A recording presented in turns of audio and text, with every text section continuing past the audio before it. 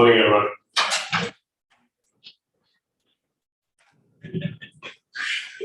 Hi. Good morning. My name is Gershwell Brooks. I am your, I wanted to say MC for the day, but program director. I think that's the more appropriate term. And it's wonderful to be in your company, especially based on the fact that we're talking about something that's very close to my heart. And I should start off by saying thank you to Advocate Siriso Chipanyani for giving me this opportunity to be part of your day and to discuss, I think, something that's extremely important. Of course, today's Whistleblower Solidarity Day, being the 30th of July, and we're celebrating and honoring whistleblowers for their support to our constitutional democracy and dedication to fight against corruption and wrongdoing. And I think that just very, just by way of introduction, very quickly, maybe I should start by giving you a bit of background of who I am. So, until very recently, Advocate Siriso Chipanyani and I worked at the same institution, being the South African Human Rights Commission. I am currently, of course, at the Nelson Mandela Foundation. I'm the head of Mandela Day, and I do some other interesting stuff, mostly related to the media. And so that's by way of introduction. But of course, in all the work that I've done and continue to do, it seems that working towards social justice is my thing now. That's what's on my CV. And everyone else here in the room, obviously, also in occupying those particular spaces. But more specifically, we're speaking today about whistleblowers and the importance of whistleblowers. And I think it's very important to understand that I think that, in as much as we're here to celebrate whistleblowers, in as much as I think everyone in the room respects and celebrates whistleblowers and what they have done, whether it be in the private sector or in the public sector, the fact of the matter remains that whistleblowers are all too often maligned within our society in some shape or form. There are often consequences to being a whistleblower, and those consequences aren't all that great. So on the one hand, we talk about people being heroes without capes, but simultaneously they treat it like villains. Because these are people that go through lengthy legal processes, people who are usually deprived of their income because the people that they blew the whistle against are the very people that employ them, the very people that remunerate them. And as a result, in as much as we publicly hail their bravery, in as much as we talk about how wonderful they are and what a wonderful thing they have done by exposing the truth, they often bear heavy consequences for their actions. And juxtaposed to that, I think many people find themselves in situations where they should be blowing the whistle, but they don't, in recognition of those very consequences that I just spoke about. So you sit in an institution, you sit in an environment, and you see many things going wrong within that institution. Whether it's not working to its fullest capacity, whether money is being spent in a way that it's not supposed to be spent, whether people are actively stealing, or some of those individuals are actually there to destroy the very institution. All too often, when I talk about the institution, it's not about the importance or that this institution somehow sacrosanct. It's usually, you will find that those are institutions that have specific mandates, usually in the advancement of the very constitutional rights that we have. And those are being hollowed out. And in the process of hollowing out, people are sitting there in silence, trying to do their best. But they understand what the consequences are because school fees need to be paid, bonds need to be paid, vehicles are bought on finance, etc., etc. I don't think I need to explain it any further. So I really think that there's a lot of work to be done today, and I'm really looking at the program of what's to come.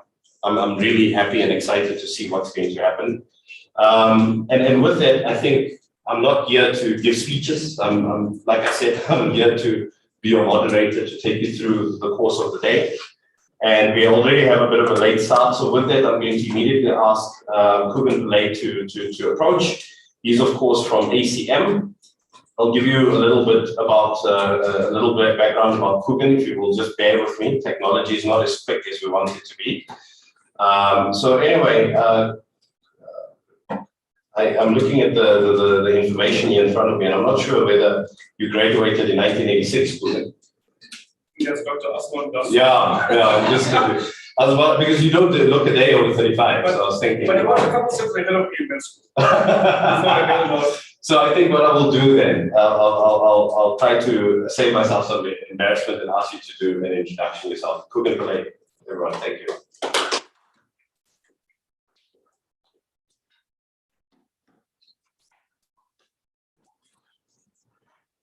Right. So let me share screen.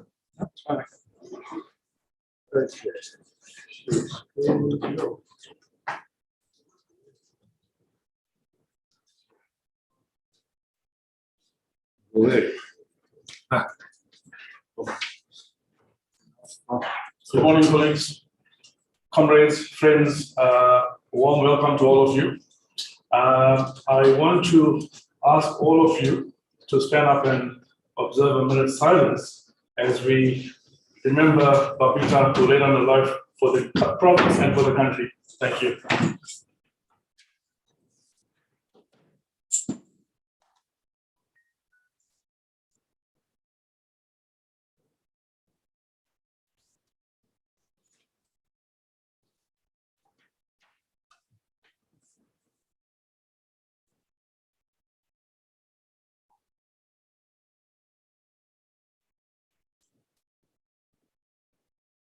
Thank you.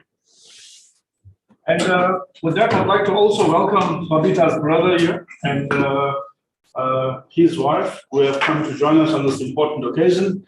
My task is fairly simple, but I think Gushwell also left me the task of introducing myself. So I'm a governance and human rights advocate, science and business background. Recently spent time on former Public Protector's Advisory Board, Tuliman Solo, and then at the presidency and the SIU and helping to finalize the National Anti-Corruption Strategy. And presently, I'm a member of the ACM, Active Citizen Movement, and Leaders for Integrity. So my task is fairly simple. I'm supposed to be covering the objectives of why we are here today.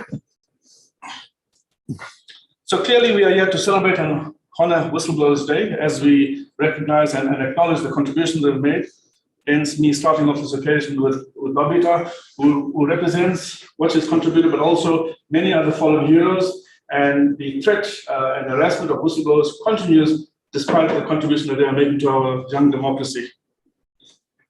So the objectives, as much as I'm limited to 5 minutes, I think it's important to give some background. So my objectives are briefly the background. At the 54th National Conference of the ANC, part of the resolution was to include whistleblower legislation reform.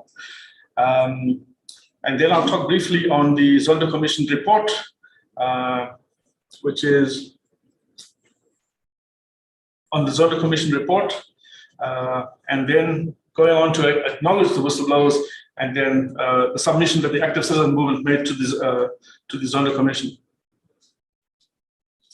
So some brief background, very briefly. At the NASDAQ ANC conference in 2017, whistleblowers were tabled. And as you know, the governing party is presently deliberating on the policy conference, and we'd like to know what they've done since then till now, while whistleblowers are bearing the brunt of abuse, dictatorship, criminality, corrupt behavior. It's engulfing our country. You've heard, as the ANC started the conference, you've heard last night, 8 women were gang raped in Krugersdorp. 67 arrests were made. It's encouraging to know that. But if you remember, Ramaphosa spoke about GBV being a pandemic, like the health pandemic we had. And I like to think corruption is another pandemic that's taking us down, and it's costing the lives of people that have made a significant difference, like Babita. So if you remember also, so when Ramaphosa came in 2018, he gave the go-ahead for the State Capture Commission to proceed, with Justice Zondo heading it. That was in 2018. In 2020, Ramaphosa also signed the National Anti-Corruption Strategy into effect, which started in 2015 at the height of state capture. And this year, 2022, when Zondo wrapped up his work and when handing over the report, Ramaphosa spoke about the shame and betrayal of the governing ANC and many leaders in the movement that have cost the country so dearly. Zondo himself spoke about the massive deficit of integrity and governance that, if not corrected, will lead to total state collapse and failure. So that takes me into the Zondo Commission report himself. So both Ramaphosa and Zondo acknowledge the role that whistleblowers have played in terms of strengthening our democracy, supporting our democracy, exposing corruption, wrongful conduct at various levels of leadership. The United Nations themselves define whistleblowers as human rights defenders. And so this function today, our objective is to acknowledge and recognize the contribution of whistleblowers in terms of supporting democracy and human rights, and also fighting against corruption and all wrongdoing. If you remember last year at SONA, Ramaphosa spoke about corruption being the #1 threat facing the country. And whistleblowers have risen up to the occasion, and they've exposed all of this. And what do they get? Instead of being rewarded for the bravery and courage, they get assassinated, like Babita Deokaran, some academics early this year.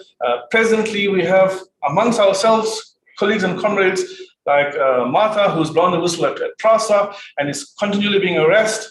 There are others in our midst, Cynthia, but also on the healthcare sector, right in Gauteng, Dr. De Meyer.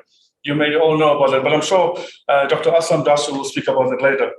And then, so essentially, today is a convening of all civil society people, colleagues, to acknowledge whistleblowers' contribution, and it's called Whistleblower Solidarity Day. Mainly led by South African Institute of Responsive and Accountable Governance, and various civil society partnerships such as the Active Citizen Movement, Whistleblowers House, Defend Our Democracy, Leaders for Integrity, among others. And there's been lots of messages of support from various organizations, such as the Gandhi Development Trust, COPAC, PLOF, Right to Know, ALTA, amongst others, and my colleagues will take you through that later on. So this has led us to, at the height of as Zondo was wrapping up his commission, the Active Citizen Movement with various whistleblowers have made a submission to Zondo and proposals and recommendations. So in summary, #1, urgent and immediate reparation for whistleblowers. #2, consequences for perpetrators of state capture, corruption, and wrongdoing. #3, a real look at the economy, the world of work, exploitative practices, the NDP, our lovely policy, and the UN SDG goals, and the role of whistleblowers. I mean, essentially, whistleblowers are the eyes and ears of our democracy. And if you remember at the Human Rights Commission, the Human Rights Day this year, Ramaphosa called on all citizens in the country to be whistleblowers, to be able to call out. But it's easier said than done. I mean, look at what has happened to Babita and many others who are still experiencing continual harassment. Implementation of the National Anti-Corruption Strategy signed by the President in 2020. There are such important steps, but we've been told at the recent Defend Democracy campaign that there has not been much action and much traction on that. The review of whistleblower policy and legislation, and again, I think you'll hear more about it from our partners later on how we intend helping government, but also bringing some civil society to fast-track the process. You've seen with the electoral reform, 2 years ago, the Concord ruled on it. Government moved only 9 months later, and then when they came to the end of the deadline, they've asked for an extension. Clearly, there's no political will to do that, because it means getting rid of all those many corrupt leaders that are self-serving, as opposed to working in the interest of the country. Audit of constitutional agencies. I think as civil society collective, it's our role, like we did in mid-80s, and I think Defend Democracy campaign have opened up a nice platform for all of us to get involved to fix our democracy and to look at these agencies that were there to protect our democracy, like the Human Rights Commission, the Public Protector Office, the Equality Court. Parliament came under scrutiny from Justice Zondo, who said they've been caught napping. Law enforcement, amongst others. And finally, in our proposal was an audit and review of the current political system, with the checks and balances to enhance accountability. We've seen the level of impunity, and recently the DOD conference also resolved to call for a referendum on electoral reform. Justice Zondo himself spoke about electoral reform. I think it's unacceptable after 27 years democracy. At last year's local government election, we had 2 people coming onto councillors who have convictions for rape and for fraud. That's just outlining the agenda for today, and I think I look forward to colleagues and partners contributing on this important day and seeing how we take this forward to strengthen whistleblower protection and to ensure that Babita's life and many others have not been laid out in vain. Thank you, Chair.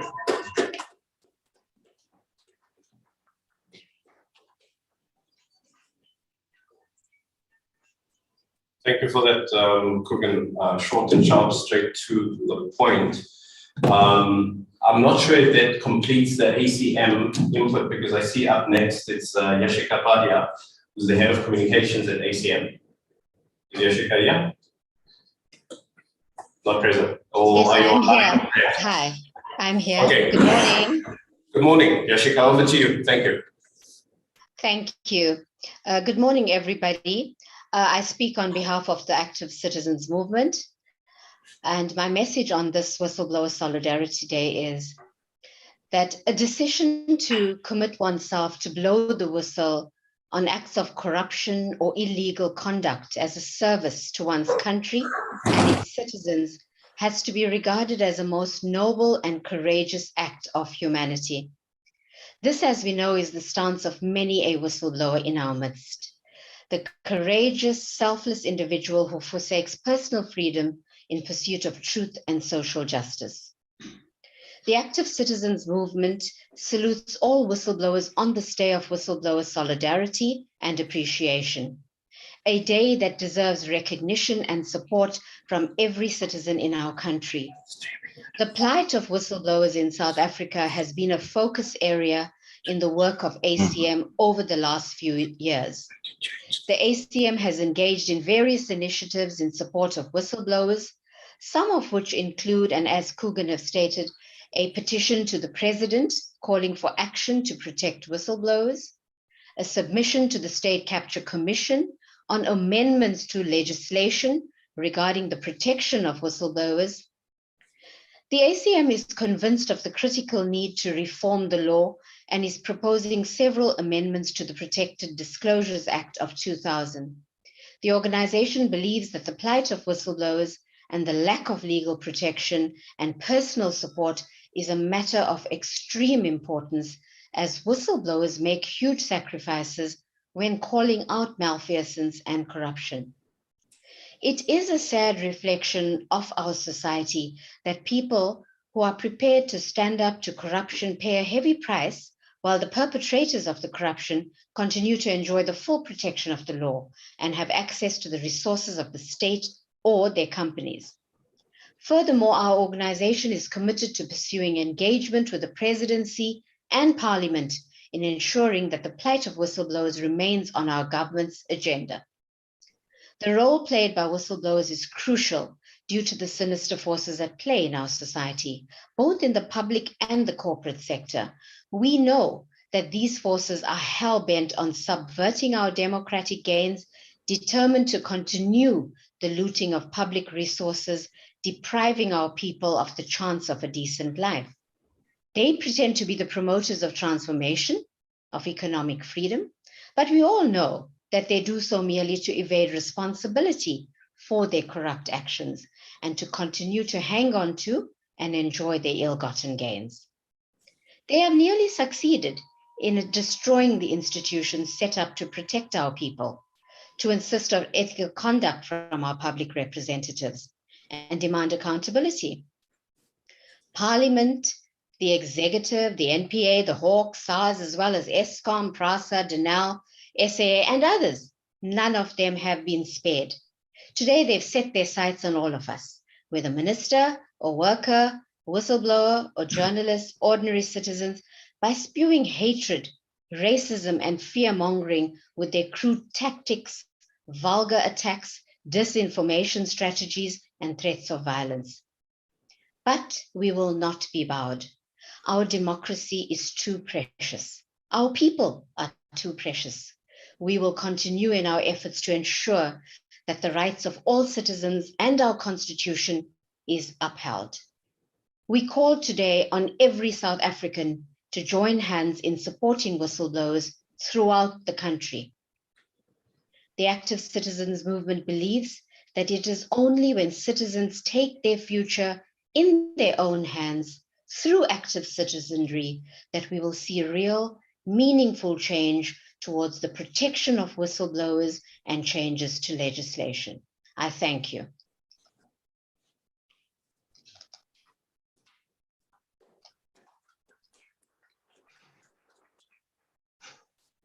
Thank you very much for that. Up next, we are going to hear from Ethel Williams, who's also online, Bain campaign with Lord Peter Hain.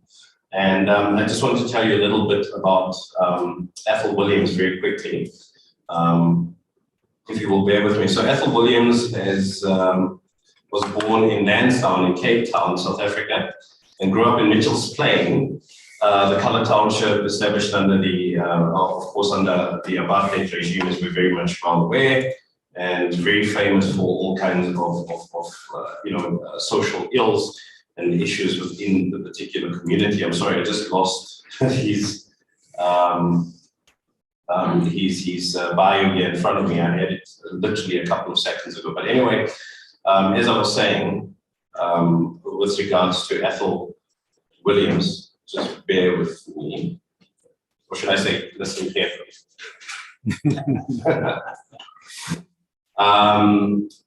It was at the University of the Witwatersrand in 1991 that he published his first poem, New South Africa, in the student publication Wit Student. The poem captured the newfound optimism associated with the release from prison of Nelson Mandela and other anti-apartheid leaders in 1990. He is the co-founder of Read to Rise, an NGO that provides youth literacy by making appropriate books available to children in poor communities. He serves on the board of New Contrast Literary Magazine, the South African Literary Journal, and he is, of course, the founder of the Cape Flats Book Festival. He is a poet, author, whistleblower of Bain, and campaigner for the rights of whistleblowers. I'm handing over to you, Ethel. Thank you so much. As you see, even though I'm far away in the UK, I'm still wearing my orange T-shirt in support of ACM's campaign to make sure that those involved in state capture and corruption end up in orange overalls. So I want to thank ACM for that campaign and for this event. I'd like to start with a poem that celebrates whistleblowers and also highlights the reason we need events like today, which is the fact that whistleblowers are so neglected. I dedicate this poem to fellow South African state capture whistleblowers, Cynthia, Bianca, Mosilo, Tandeka, Johan, Tiro, Martha, and Temba. And the poem talks about a character, Timothy Mitch Joba, who of course is a fictional character, but that name is composed of the first two letters of each of those whistleblowers I just mentioned. The tragedy of Joba. He'd spoken of what he'd seen and what he'd heard. Now Timothy Mitch Joba was left naked. He was led into the Sahara to be tempted there by Satan. The tempter came and said, "Abandon truth, join me, and I will clothe you in the finest silk." Joba replied, "I'd rather be naked than clothed in lies." Then the devil took him to the city of Sandton and set him high on the tallest skyscraper, saying to Joba, "All this wealth is yours if you simply abandon truth." Joba said, "I'd rather have nothing than revel in sin." The devil took him up Kilimanjaro and showed him all the kingdoms of Africa and their glory, and said, "All this I will give to you if you serve me." But Joba said, "I only serve truth. Lovers of truth will care for me." But no one came to minister to him. So Joba shriveled, alone in the wilderness, to the devil's delight. And I share that poem both as dedication to those whistleblowers and all whistleblowers, who give up much for the sake of pursuing truth. And the poem also laments the fact that whistleblowers give up much, believing that they'll be supported and upheld by fellow citizens. And that, of course, has been lacking, sadly, in recent times. Although I must say and acknowledge the efforts that are being made to change that. And I think today is one major step forward in that effort to change the abandonment and neglect that whistleblowers suffer. I think something that Yoshika just said is very important, is to realize that state capture hasn't ended. State capture is continuing, and corruption is continuing. And so therefore whistleblowing needs to continue. It's not something most of us have done and now can move on with our lives. Many of us, and someone mentioned Martha, are still fighting actively against those who are seeking to retaliate against us. And then there are many others who are merely trying to put back their lives after the devastation, hostility, retaliation they faced. And then still there are others who continue to campaign.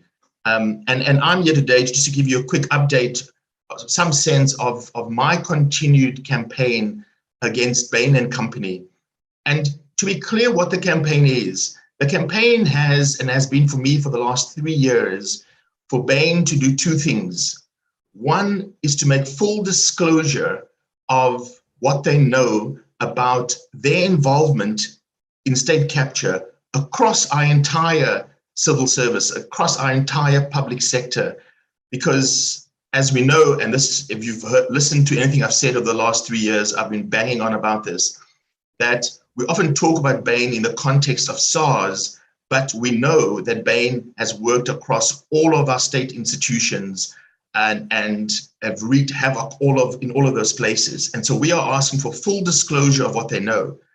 For example, I delivered to the Zondo Commission evidence that said of the 2 million documents that Bain reviewed, they found only 2,000 that were relevant to state capture. Of that 2,000, there were 140 documents labeled as relevant relating to their relationship with Jacob Zuma. Now, those 140 documents have never been made public. Furthermore, there were 19 documents that were labeled Gupta relationship, and those 19 documents have never been made public. So we as citizens have got to be extremely concerned that a foreign company in Bain, led by foreign nationals, had these up to 18 meetings with our president, Jacob Zuma, at the time. And what we don't know is who else was at those meetings. We have some indication of some of the names of people there. We know there were business people there, and I've named them. But what we don't know is who else was there. Were there foreign government representatives in those meetings between Bain and Jacob Zuma? Which other senior political figures were there? Which other business people were there? And so these are things we need to know. So we need Bain to make full disclosure, not just of their involvement, but also others who were involved. Because in the absence of that, we can never make real progress around rooting out corruption and state capture if we don't know who was involved and what they were doing. And secondly, the campaign is for Bain to make full amends for the harm they've done in South Africa. And of course, we can't know that Bain's making full amends until they make full disclosure. So that's been the campaign, and it's a campaign I held in South Africa when BLSA came forward defending Bain. Myself, many others, again, including ACM, took them to task over defending this company. And as many of us have been saying, we have this temptation to lump all these state capture companies together. And I think all of them need to be held accountable. But I worry particularly about Bain, given their intimacy with our past president and their global power of influence. Even today, Bain's representative in South Africa, Norman Mbazima, sits on the board of the South African Reserve Bank, right? That should make us shudder.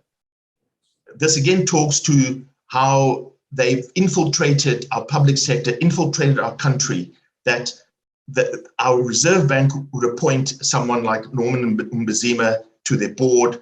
And of course, we know that Business Leadership South Africa still defends Bain.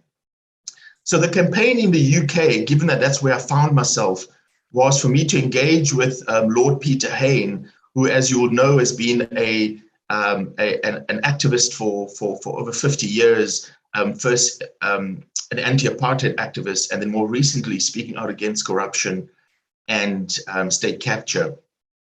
And what's been powerful about the collaboration with Lord Peter Hain is that he's got a voice in the UK government, being a member of the House of Lords. And so for the last few months, I've been helping him craft letters, craft speeches, sending him relevant information so that he could then use his platform to raise this issue of Bain's continuing involvement in attacking our democracy. And most recently, the campaign has been elevated to the point now where the UK government are concerned not only in solidarity with South Africa, but now concerned that this company Bain is actually working in their public service. And so the most recent event was when the cabinet minister invited Lord Peter Hain and myself to come and present the case. And the case we're making in the UK is that the UK government should ban Bain until they make full disclosure in South Africa, make full amends in South Africa, and of course reveal any malfeasance happening in the UK currently. So that's the campaign in the UK. I'm shocked that South African government has not blacklisted Bain or banned Bain. It's been 4 years since the Nugent Commission, where the Nugent Commission concluded that Bain were involved in a premeditated offensive against SARS. It's been 2 years since the Zondo Commission heard evidence of what the Zondo Commission called unlawful activity. The Zondo Commission described Bain's activity with Zuma as the clearest example of state capture. They described Bain's activity as colluding with people at SARS to circumvent procurement processes. How is it that this company can continue to act in our country without impunity? Their business is booming. They have moved to new swanky offices in Sandton. They are hiring new partners. Sasol has hired them. We know many companies are hiring them. And I find it inconceivable that this company that has been so detrimental to our democracy continues to be welcomed and dealt with as a member of our society. And so my campaign will continue here in the UK where I am. I've spoken to EU delegates. I've spoken to people in the US, because I think we cannot sit still. But I certainly call on the South African government, National Treasury, to blacklist Bain until they make full disclosure and make full amends. As I opened with a poem, I'd like to close with a poem, again, in dedication to my fellow whistleblowers, who I think we need to support and acknowledge far more in our country. So I'll close with this. I live. I've learned about dying, a tongue silenced, a name becoming unspoken. I've learned about decay and about rot, about withering and wasting away, fading away, becoming dust and being blown away, gifts discarded or buried. I've come to know this death, this going, though there's been no funeral, no eulogy, no playing of bagpipes, no ringing of bells. There's been no grave to visit, no stone etched with the record of one who lent a hand, who spoke with love, was true citizen. But I believe in resurrection. I believe in the dead rising to new life. I believe in the flame that refuses to lie down, refuses to let go of the wick, like hope that refuses to let me go, and love that refuses to let its store run low. And so I live. I live though dying. I live never allowing death to overcome life. Always believing in love. Thank you.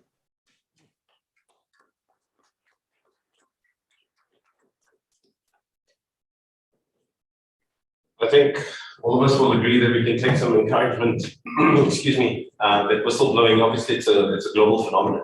It's not just, you know, a major concern for us as South Africans. But I think all too often what happens is it's easy to become parochial in your view. And what I mean by that is that you navel gazing ultimately, because there's many issues, whether it be corruption, whether it be maladministration, whether it be malfeasance. So it's very easy to become very parochial and just look at what's happening within your own borders. But simultaneously, it's clear that it's a global campaign, and that there's international support as well, albeit from people very closely linked to South Africa in some shape or form, which means that we're not alone in this particular fight. Words of support and encouragement will now be given by Ella Gandhi from the Gandhi Development Trust, the Phoenix Settlement Trust. I'm not sure if Ella's either present or online. Great, thanks, Ella. Sorry, I just see you now. Great. Thank you, Program Director, and thank you so much to Ethel Williams and all the other whistleblowers. On behalf of the Gandhi Development Trust and the Phoenix Settlement Trust, I thank you for giving me this opportunity to express support and honor whistleblowers generally, and to remember and honor those who are no longer with us. As early as 1893, Gandhiji was faced with a decision on the platform of the Pietermaritzburg railway station, where he was rudely thrown out of a train compartment when a white passenger refused to share the compartment with him.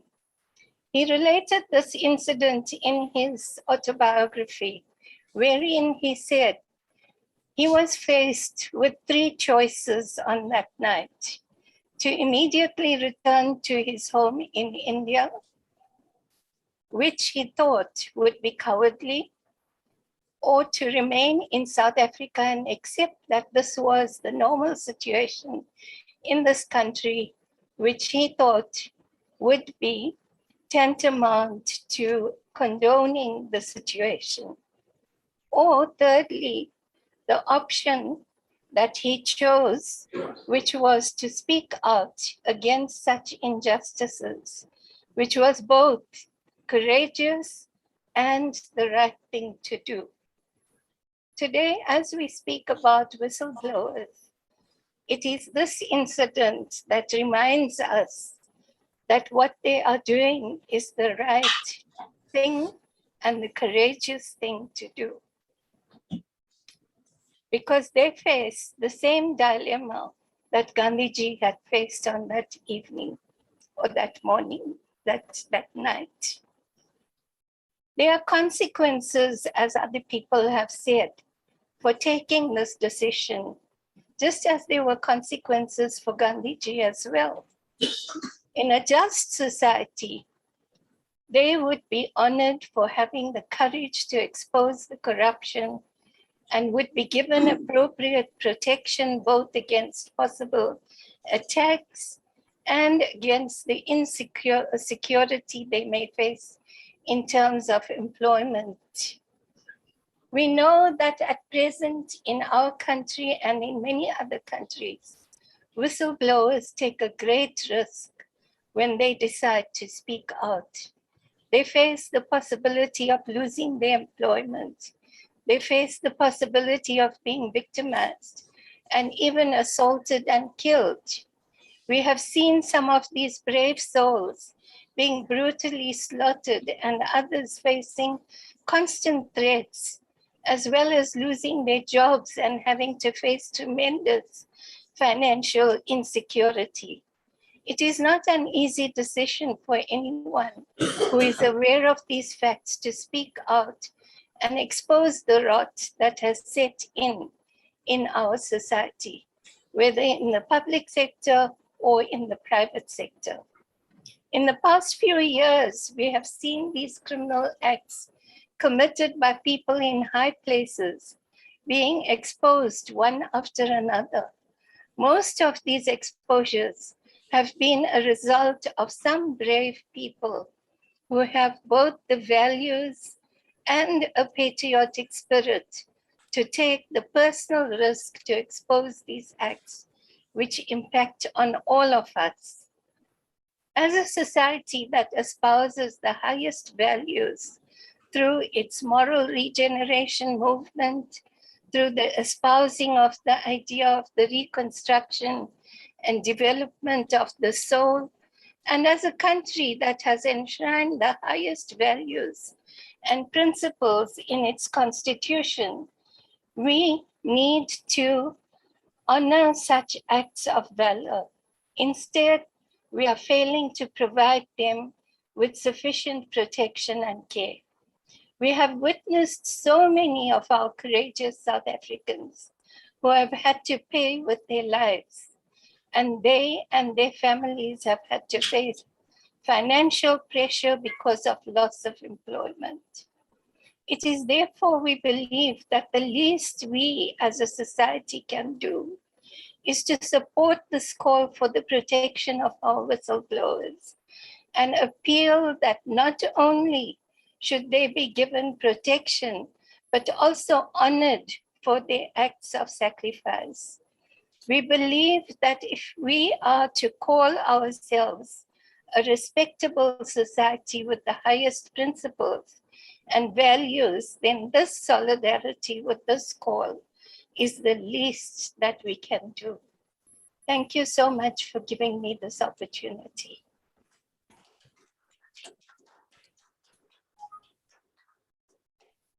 At the beginning of this morning, of course, I made reference to what some of the consequences are for whistleblowing.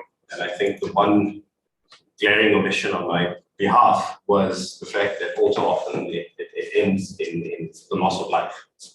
People are killed for blowing the whistle. And I think there's no case that speaks to that more clearly than, of course, the case of Babita the Diokaran. And with that, I'll call on Ali Gule, who is the risk and effect of, will be speaking to the issue of risk and effect of whistleblowing on whistleblowers in particular. So I'll just give you a little bit of background on who Ali Gule is. Ali has been supporting the family of Babita Diokaran in a case since he first heard of her assassination, works with Alta, has always been an activist, grew up as a member of COSAS and president of the SRC, first job as a teacher, and was subsequently an entrepreneur in various projects. Former ANC ward councillor, whereby Ali was raped in a Senko ticket office. Former print media freelancer with few publications, a territory I entered as a photojournalist, former chairperson of the now defunct National Road Safety Campaign, which was an NGO. Ali says, I've always been involved with different activities and entities of communities that were fighting for empowerment awareness campaigns and human rights in general. I've been a resident social commentator on local radio station, currently a community engagement facilitator at Alta. Ali, if you can please come forward.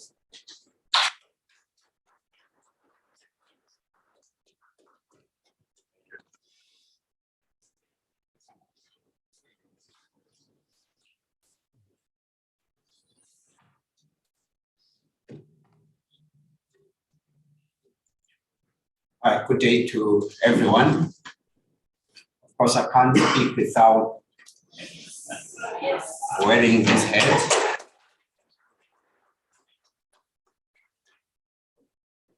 This is one of the shortest speech today. I insist on wearing this headgear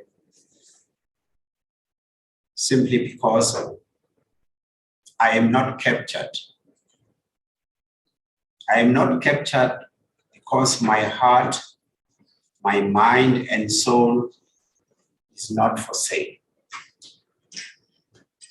I am not captured because I have morals, principles and conscience. Yes, I am not captured because I love my people, I love my country and a law-abiding citizen. I am not captured because my patriotic spirit cannot be compromised. My moral compass is correctly aligned.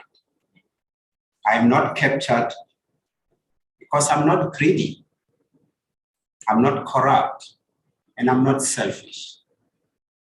I'm not captured because I'm earmarked to represent the truth, accountability, and transparency. And lastly, I'm not captured because whistleblowers are priceless, incorruptible, and irreplaceable. The reason I'm involved with whistleblowers, our case was never known and was never in the media. In 2004, we completed a big government project in Springs, whereby halfway done, the official who was in charge of that project was asking for what normally in the township we call cold drink. Some of you can relate. It's not very cold, but it's called cold drink.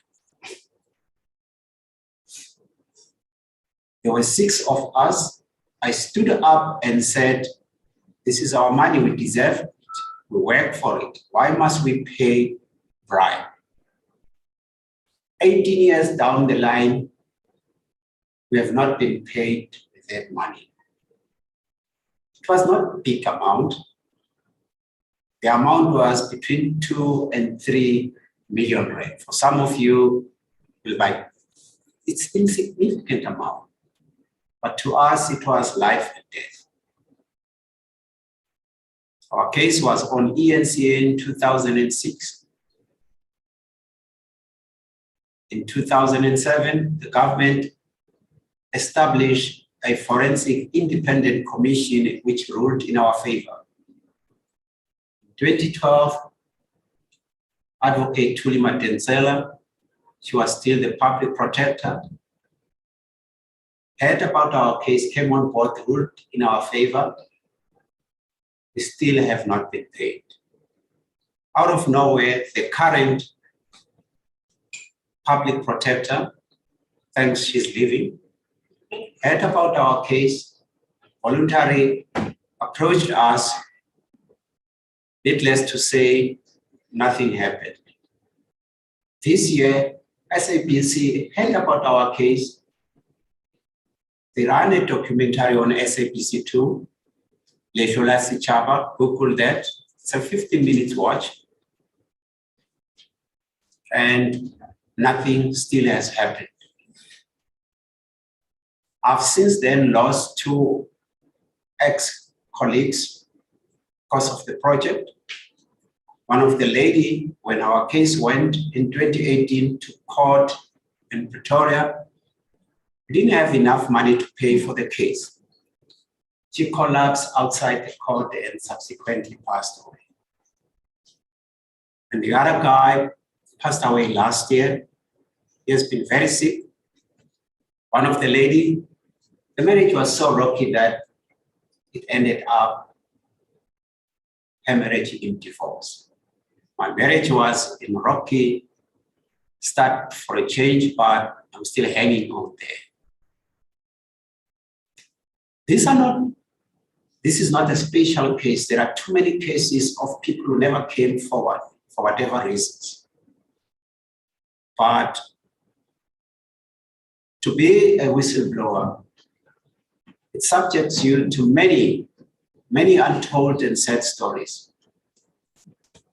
Fortunately, I'm now the member of Babita's family. Thanks, the brother is here. Last Wednesday, I went to visit them, which I normally do. As I sit down, they related to me a sad story. Babita left a 17-year-old, which I normally meet whenever I go.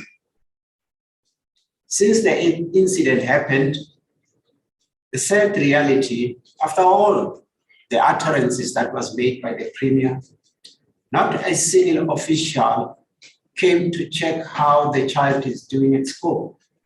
What are the needs for the child? Babita lost her life to save the country, but no one cares about their daughter.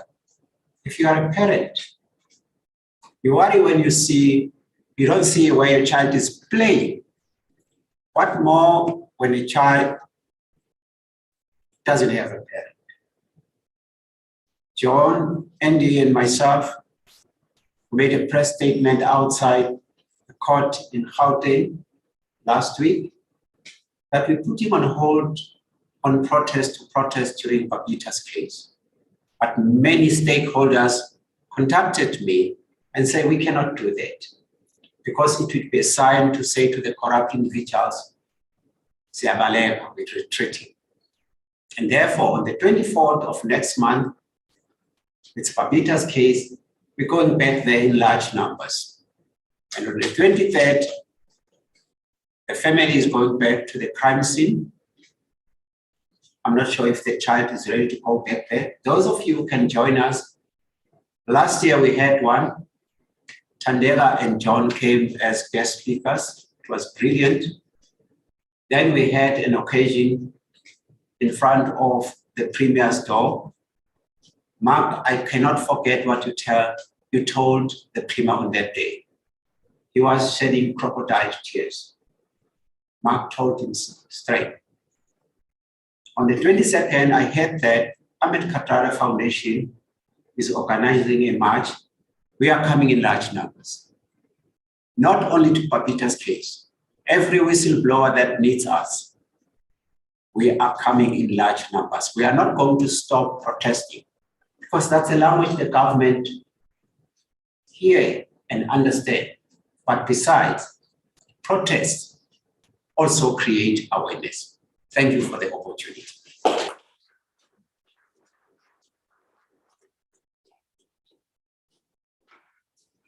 Thank you for that, Ali. I think that what's absolutely amazing is that, yes, there are long-term consequences, and we heard about those consequences.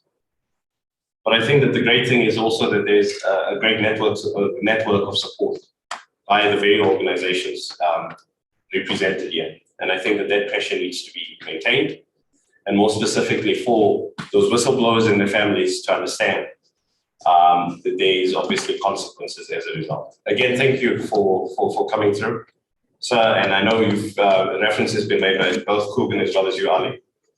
Thank you for coming. And it's under difficult circumstances, of course, but I think it's important work that's being done today. Another issue that is of serious concern for me is what's going on within the health sector. And it seems that it's an ongoing, growing problem. Because at the moment, when one listens to any media coverage of what's happening within health, specifically in Gauteng, it's really worrisome. If it's not hospitals persistently, seemingly being on fire, I mean, literally, then, and that in turn places other facilities under severe pressure. It seems that there's a serious lack of infrastructure and the necessary equipment, the necessary people that need to be involved. And I think as of late, a lot of medical professionals have come under severe fire for them exposing what is happening within those particular institutions.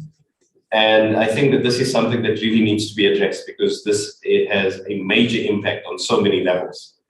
So I just want to briefly give you an introduction to our next speaker, that is Dr. Islam Dasu. Dr.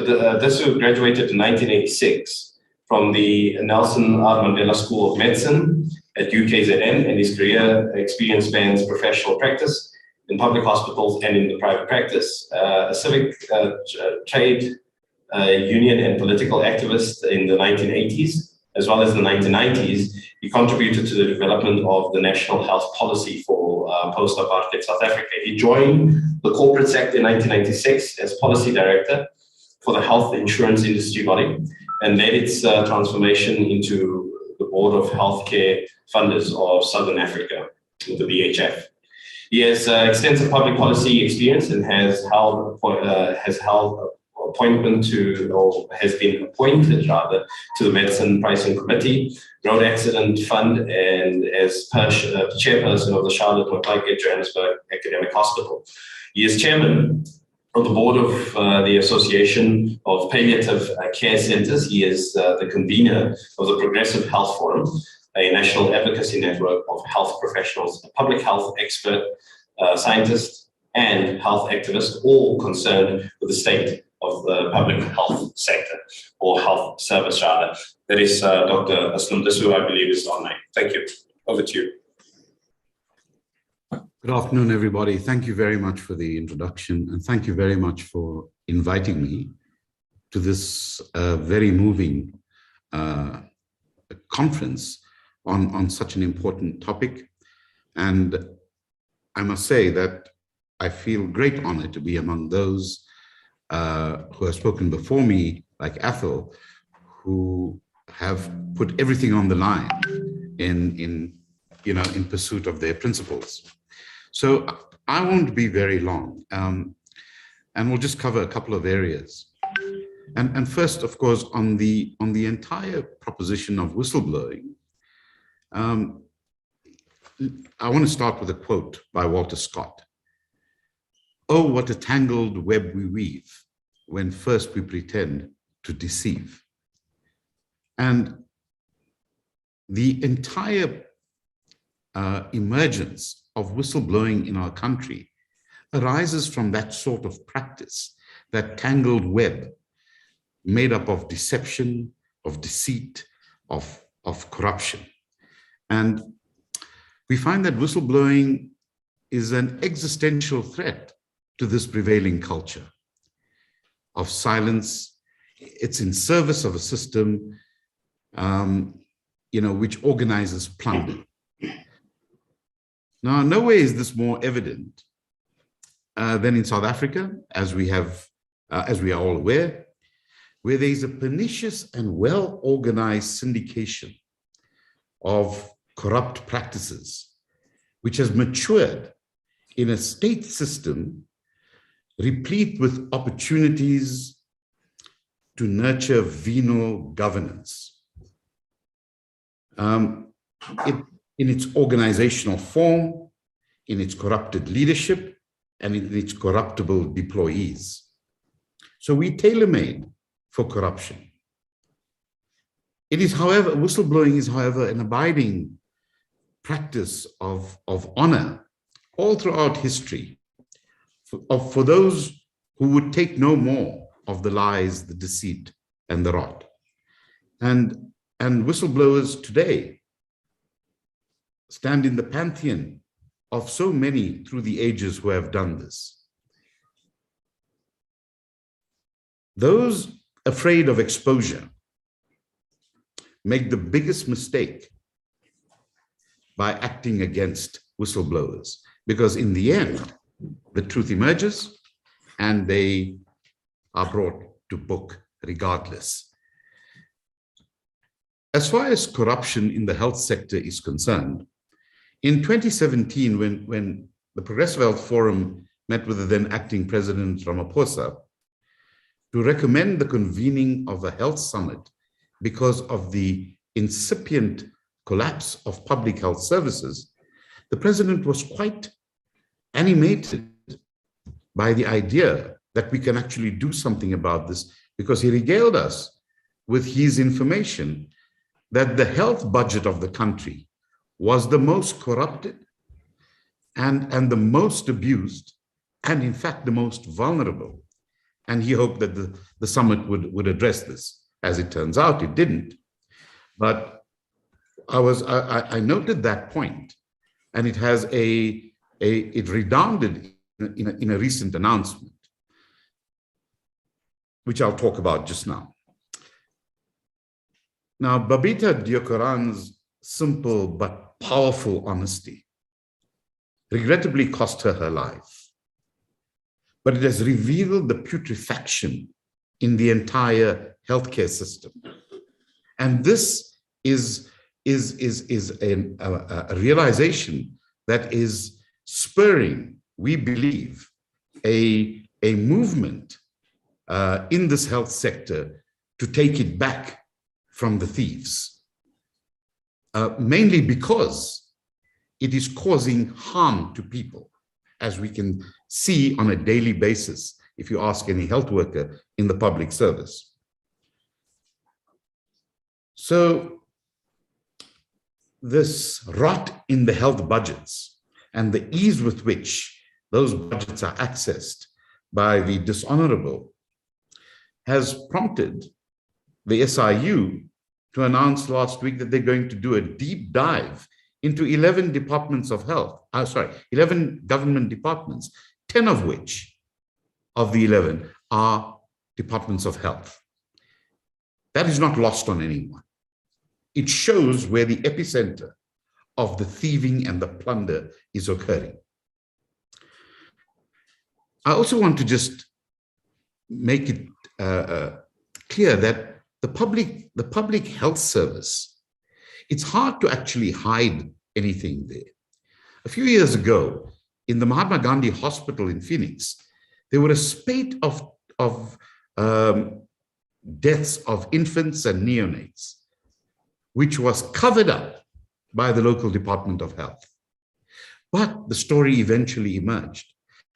And when asked, how was that actually possible when so much effort was put into covering it up that it emerged? Someone wisely noted that the public health service is made up of many constituencies, and that you're going to have to pay off every constituent if you want to keep things quiet. So it can't be kept quiet, and it emerges. And I think this is a singular feature, certainly, of the public health system. Now, whistleblowers in the healthcare space, this is a time-honored tradition in healthcare. And we've had plenty of examples in our recent past, but you can take it back hundreds of years when it was not in the interests of the establishment to let certain things be known. And I think in that tradition, the healthcare environment is filled with a cohort of health workers, medical professionals, weaned on the ethical rigor demanded of their craft. So it is not surprising that those misdemeanors and felonies in healthcare doesn't find widespread purchase among this particular cohort, but it's among those who control the finances of this vast system where you would find it. However, a combination of kind of authoritarian administration in healthcare and the way the system is structured has created a culture of fear and intimidation in order to silence those whose careers may be very easily jeopardized if they speak out. And these draconian rules are inherited from our apartheid days. Now, in those days, there was an incentive to stifle dissent, as we know. There is no incentive in the democratic order, yet they persist with these rules, and these rules serve the interests of the corrupt. So when the corruption is so severe that the administration cannot provide the basic necessities that healthcare workers require to practice their craft and their care, to which they are duty-bound by an unchangeable oath, and they find themselves subject to moral injury as a result, they will react. And what we're seeing today is exactly that phenomenon. So the well-known public ventilation of this rot by Dr. Tim de Meyer is just the latest iteration of this phenomenon. It's a sign of society's revulsion at this culture of corruption that Dr. de Meyer's letter struck a chord and struck such fear into the administration that it knew it was on a hiding to nothing, that they then moved quickly to suspend him and silence him. And yet the ground has shifted. Over the last few years, health workers have been finding their voice. And fora like the Progressive Health Forum and others have been giving that platform for health workers to speak with less fear now. And this has kind of been turbo boosted with Dr. de Meyer's revelations. So what they didn't contend with, this administration, and what protected Dr. de Meyer was that the suspension struck a nerve among all his colleagues. And that led to what you might have heard of, the I Am movement, where thousands of public servants declared publicly who they were in defiance of the rules that the administration imposes on them.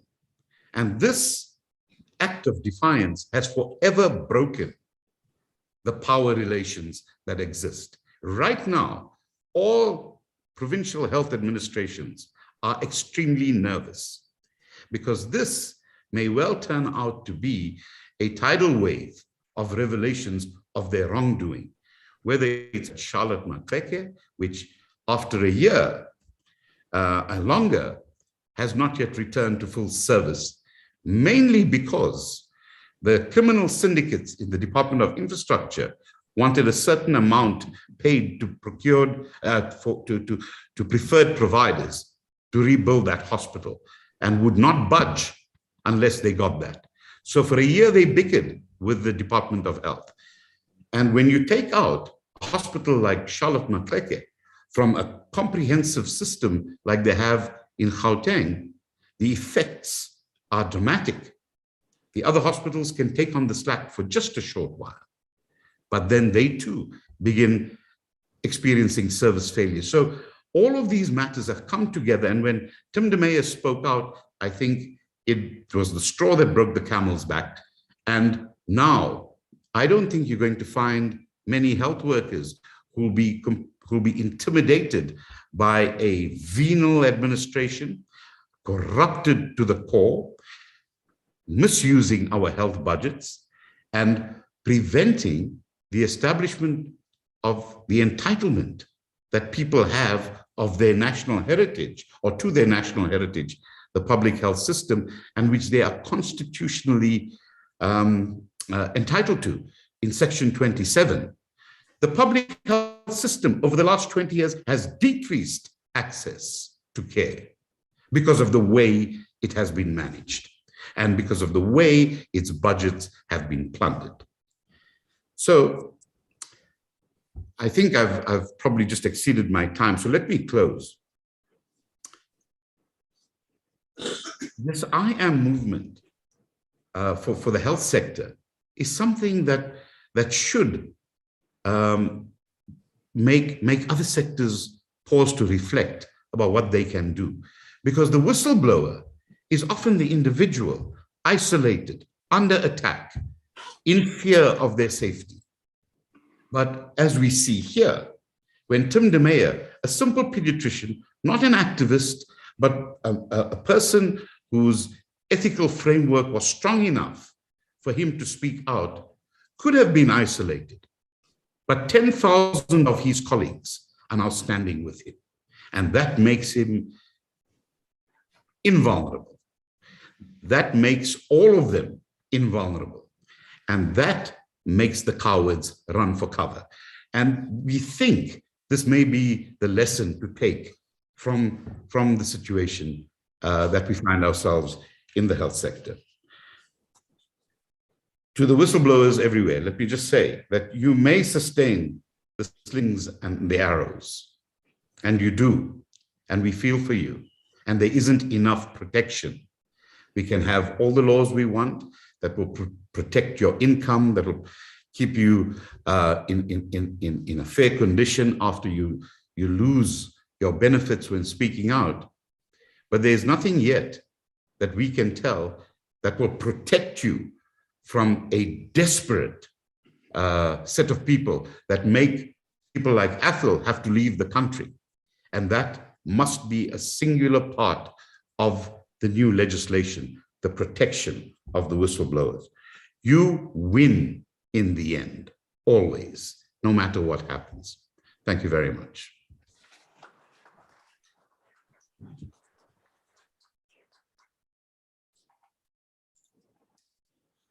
I think two things that I take out of Dr. Aslam Dasu's presentation there is, number one, that voices keep on growing stronger.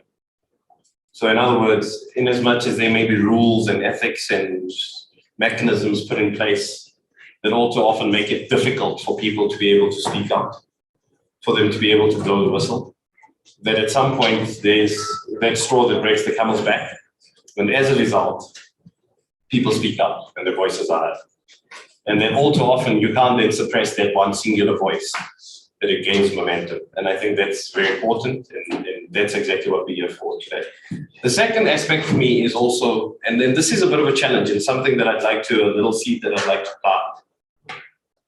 Where are the institutions that are supposed to deal with these issues? Because they're publicly known. What are their priorities and why are they not taking some form of action? The very institutions that have been established to look after these situations. And I think it's something that we definitely have to give thought to. Up next, I know that we're supposed to look at messages of support, but I just want to give Rakesh Diokaran an opportunity just to chat to us this afternoon. Of course, as we all know, everyone has been making reference to him. He's the brother of Babita Diokaran. Rakesh, if you would come forward, please. Thanks.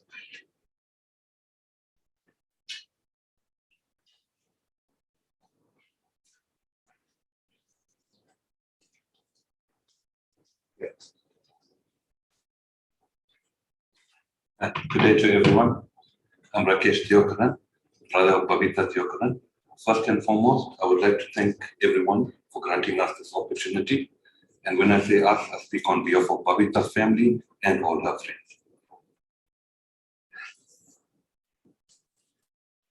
As the month of August draws closer, we are filled with trepidation and dread with what memories of that fateful Monday morning had for us in store. A woman of strength and power was mercilessly assassinated outside her home.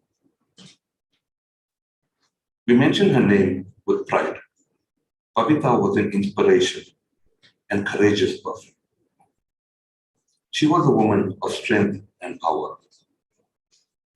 A woman brave enough to become a beacon of hope for other whistleblowers so that attention could be drawn to the plight of the dangers these silent men and women face daily at the expense of their family.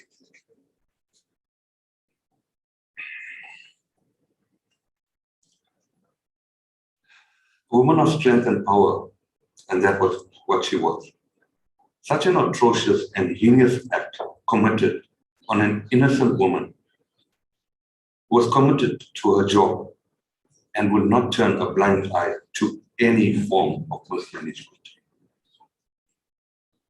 South Africa is a country prevalent with fraud and corruption, and to lose one's life for being honest and doing your job with integrity is unjustified. We remember Babita for the patriotic person that she was, and her commitment towards her job led to a callous and premeditated assassination. Babita was a dignified and honorable person who was silenced because she had uncovered a massive scandal.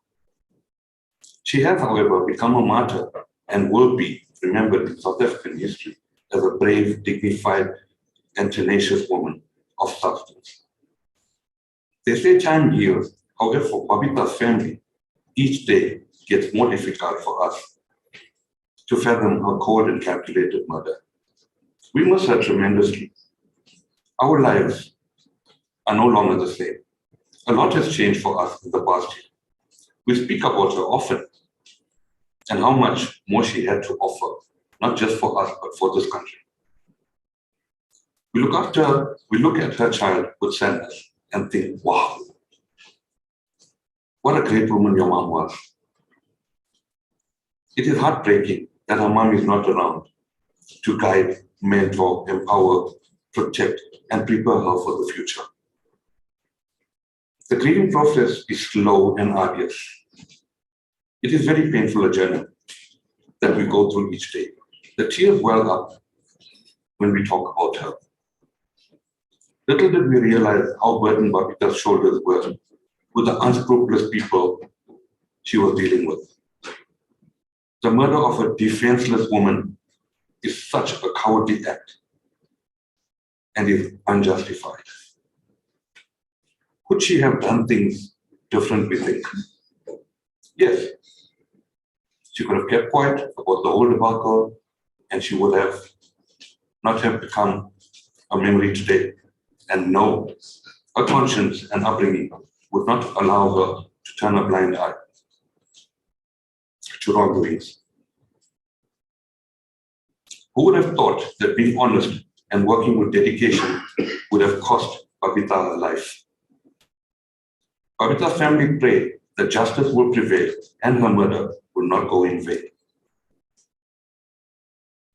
We have faith in our justice system that these callous murderers will pay for their evil deeds.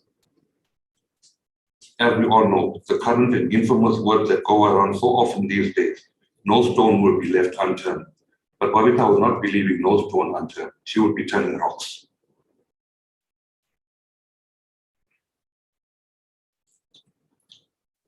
Our fervent hope for the future is that whistleblowers like Babita Diokar will be afforded the protection and security that they deserve as these men and women live in constant fear of their lives. Only the families of whistleblowers will understand how traumatic it is to lose a loved one in this manner. It has changed our own outlook on life. We find solace in the beautiful memories that we have of her and how she has become a role model for living her life with integrity. The love and support that we have received nationally from the people of South Africa and worldwide has been immense. We are extremely grateful for that.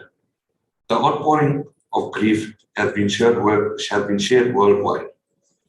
The department that she worked so tirelessly for has failed in not providing her with adequate support and protection. Babita, we know you are listening and will not rest until all perpetrators involved in your demise feel the wrath of the law. We love and miss you tremendously. Thank you.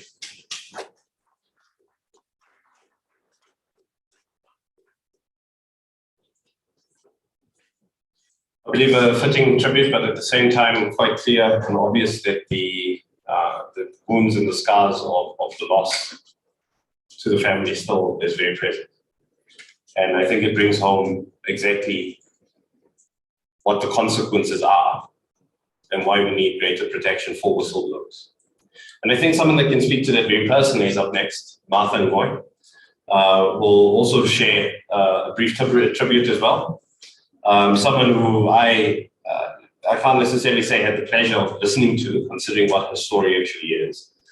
But nonetheless, someone who's also a whistleblower and has been through a hell of a lot, to put it very bluntly. So thank you, Martha. And then, of course, after that, immediately we'll go into our messages of support.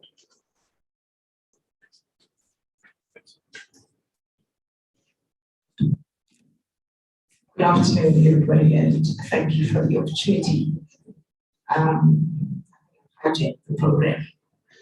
But I think it was befitting for me to pay a tribute to Babita Diokar. May I share? As it was said, let me start by saying this. My name is Martha Ngoy. I'm one of the whistleblowers and employed by the Passenger Rail Agency of South Africa. A lot has been said about me, but I'm going to just give this tribute to Babita Diokar.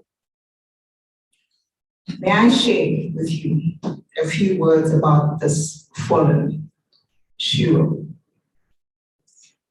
I just want to tell you that not all of us at Health are corrupt.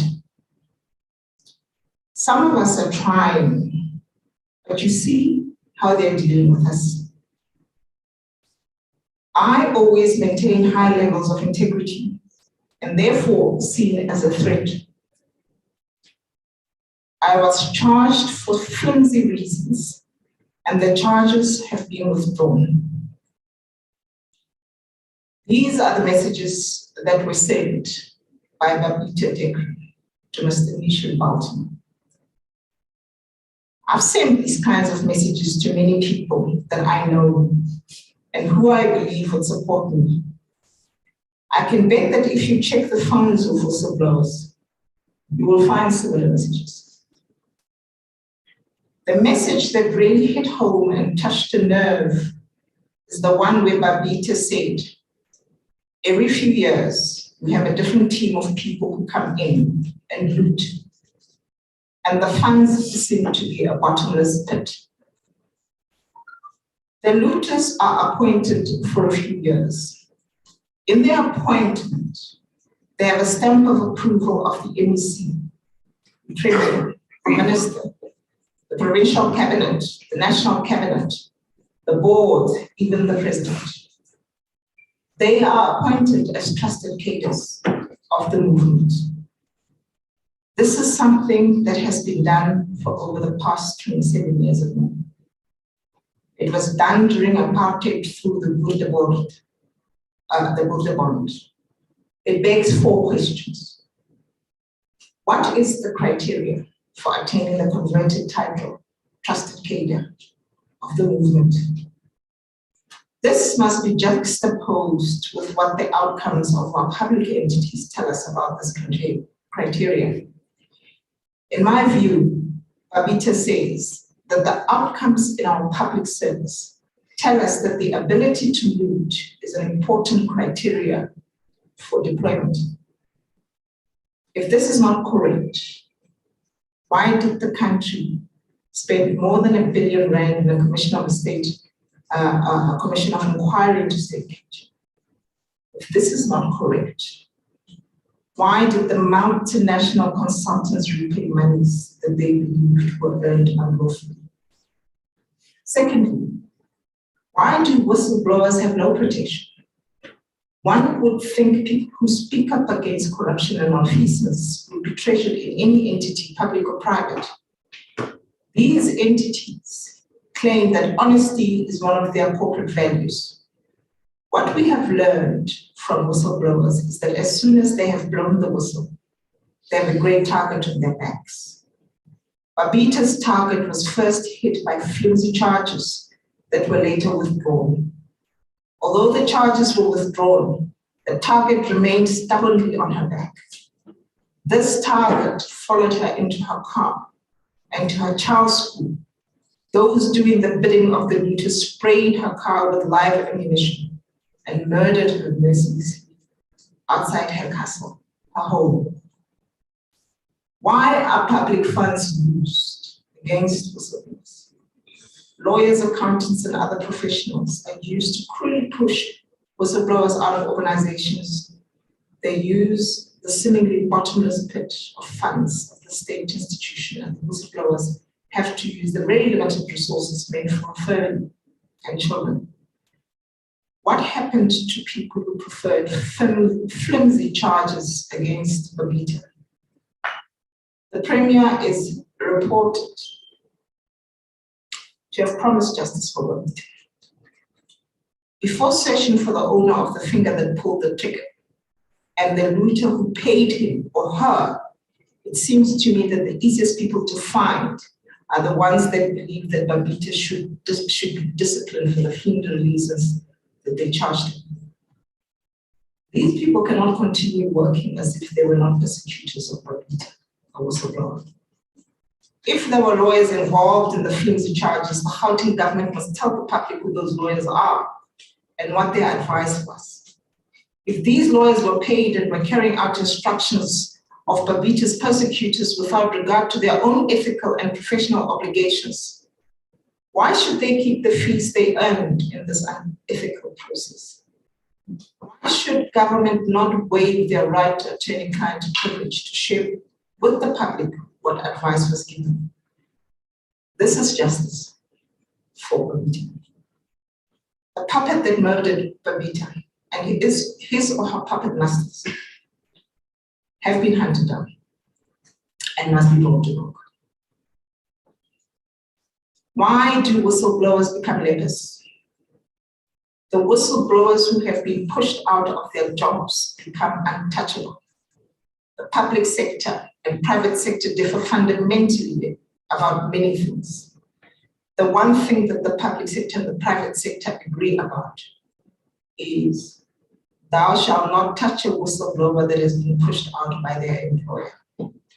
Fearless, capable, and honest professionals who make up a cohort of whistleblowers are supposed to be in demand in both the public and the private sectors, but they've been turned into modern day lepers. Every few years, a different team of looters are deployed in public institutions. Although funds that they loot seem like they are endless, they are limited. Every time that they are looted, our country's debt is increased, and our children have less money to have a country that they can be proud of. The countervailing forces of these looters are people like Babita. Her merciless murder has encouraged many of us who are whistleblowers to carry on and to fight on, to not be afraid. The looters shall not win. Babita so rest in peace.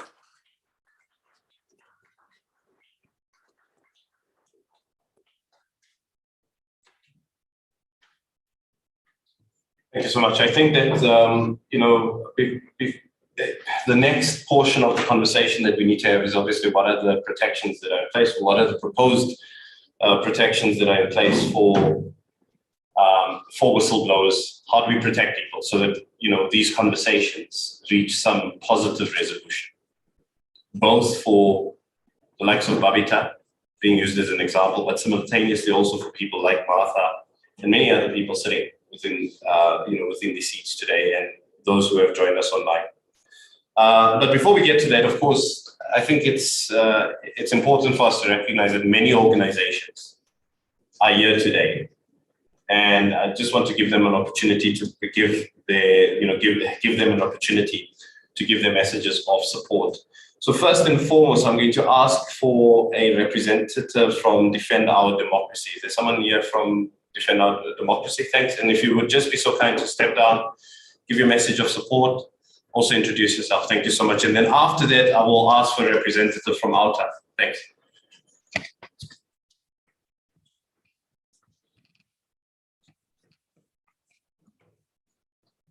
you. I'm Sajida from the Defend Our Democracy campaign. We welcome this initiative by the Active Citizens Movement to strengthen whistleblower protection in the country. Recently, we hosted the Conference for Democratic Renewal and Change, and I know some of you were in attendance there as well. And one of the outcomes of that conference and in its declaration states that we must support whistleblowers exposing corruption in government as well as in the private sector.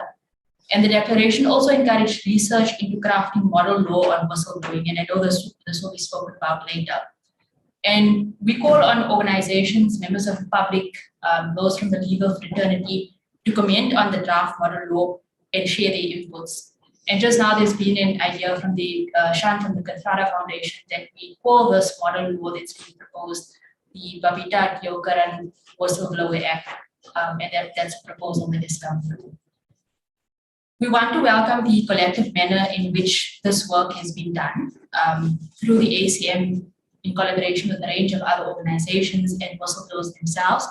And we encourage others who are doing anti-corruption work to do similarly, to bring together organizations so that we maximize our capacity and our collective voice. The 23rd of August will mark 1 year since Babita Diokaran was gunned down outside her home. This week, News 24, in an investigative story, reported that Babita had taken millions of rands pledged of potentially fraudulent deals being processed at Tembisa Hospital. The investigation alleges that an Ekurhuleni ANC leader scored money from these deals. But this week, the ANC is also hosting its policy conference, and here they are discussing issues of corruption and state capture. We must call on the ANC to tell us what they are going to do about these serious allegations against yet another one of their members. On the 23rd of August, there'll be remembrance events for Babita Deokaran. But at the same time, we must remember other whistleblowers, such as those who blew the whistle on VBS, Timson Chililu, and Ronald Mani. And then there's Nobin Kombane, Moss Parkway, and many more whistleblowers who have lost their lives. We also remember those who may not have been killed, but have suffered greatly, and we've heard some of them today because of their ethical stance. And we call on people across the country, wherever they are, to do something, a picket, a candlelit vigil, community meeting, something to honor whistleblowers on the day.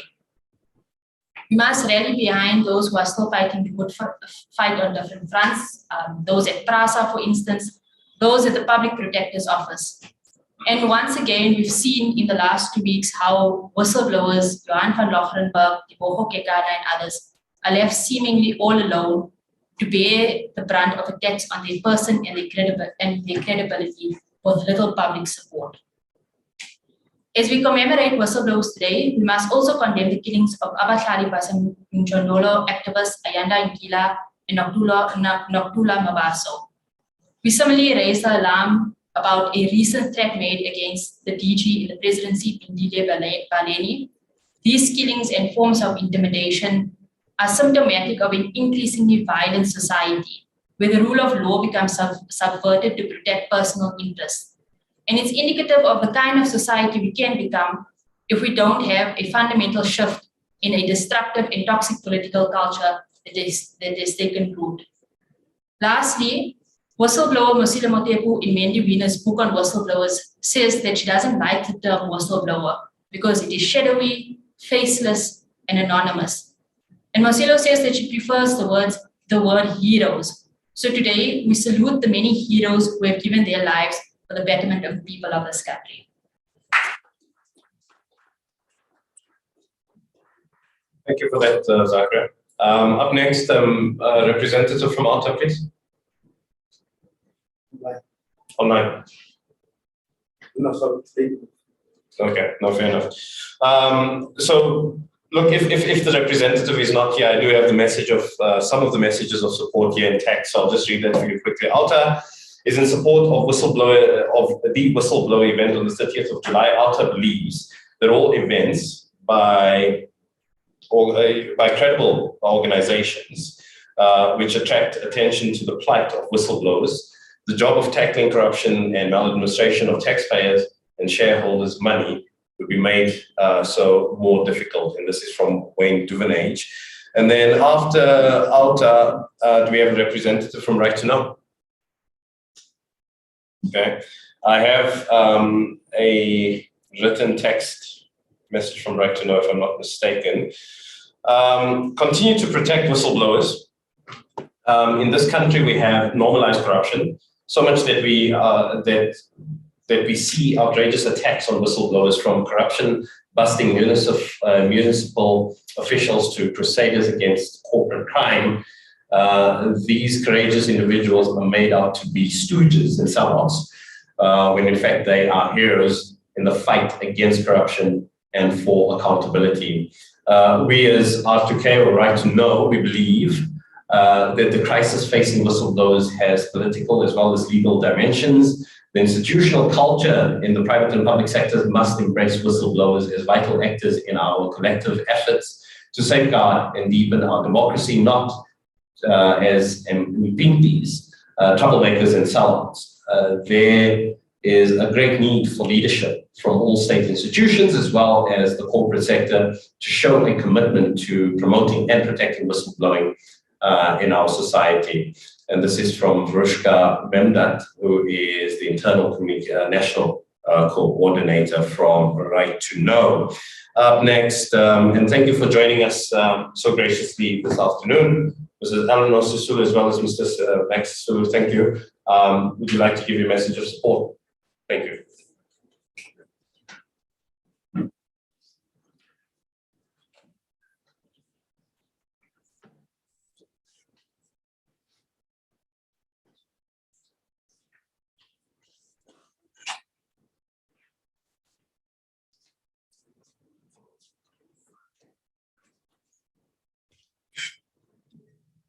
Thank you very much and good afternoon all. I must thank the organizers for arranging this meeting. I remember very clearly the day Babita was assassinated, and it was such a feeling of loss for the person, but also loss for the country, that something like this could happen and has been continuing to happen. Whenever we hear people, abahlali, leaders being killed, and it doesn't even become news. And I think this is the thing that I find most worrying, that it's actually not headline news when something like this happens. It's like the second item of news. And I think it's really important, and thank you to Babita's family for just keeping on reminding us that this happened, because so many things happen. It's very easy to say, okay, that happened and we move on. But we must remember Babita, and I thank everybody who keeps on reminding us, because I think the greatest enemy is apathy. That we have so much happening to us that we just kind of, we almost become desensitized. And there's one thing that there's a lot of things that I think come out of discussions like this about how to prevent and protect people. That's the ideal thing. You want to avoid a situation where you say she was a great person and paying tribute to her posthumously, but actually to prevent this happening to other people and to support them. Apart from the physical danger they face, it's the economic distress. I don't know how many of you have watched the Mike Khan play Country Duty, which we watched a couple of months ago. And it's a one-woman play, and I think it's something that really is a good, I think every school child, every university student should be watching, because she goes through this thing about what happened when she blew the whistle. And at the end of it, she asked the question, was it worth the cost? And it's such a powerful question, and we want to have a situation where people say, yes, it was worth the cost, and that there's a whole supportive network, because with impunity and coming from a background where I've worked a lot with human rights defenders, who in a way are the same as whistleblowers, physically threatened, harassed, economically isolated, that it's almost the same kind of network of protection you have to put around such people.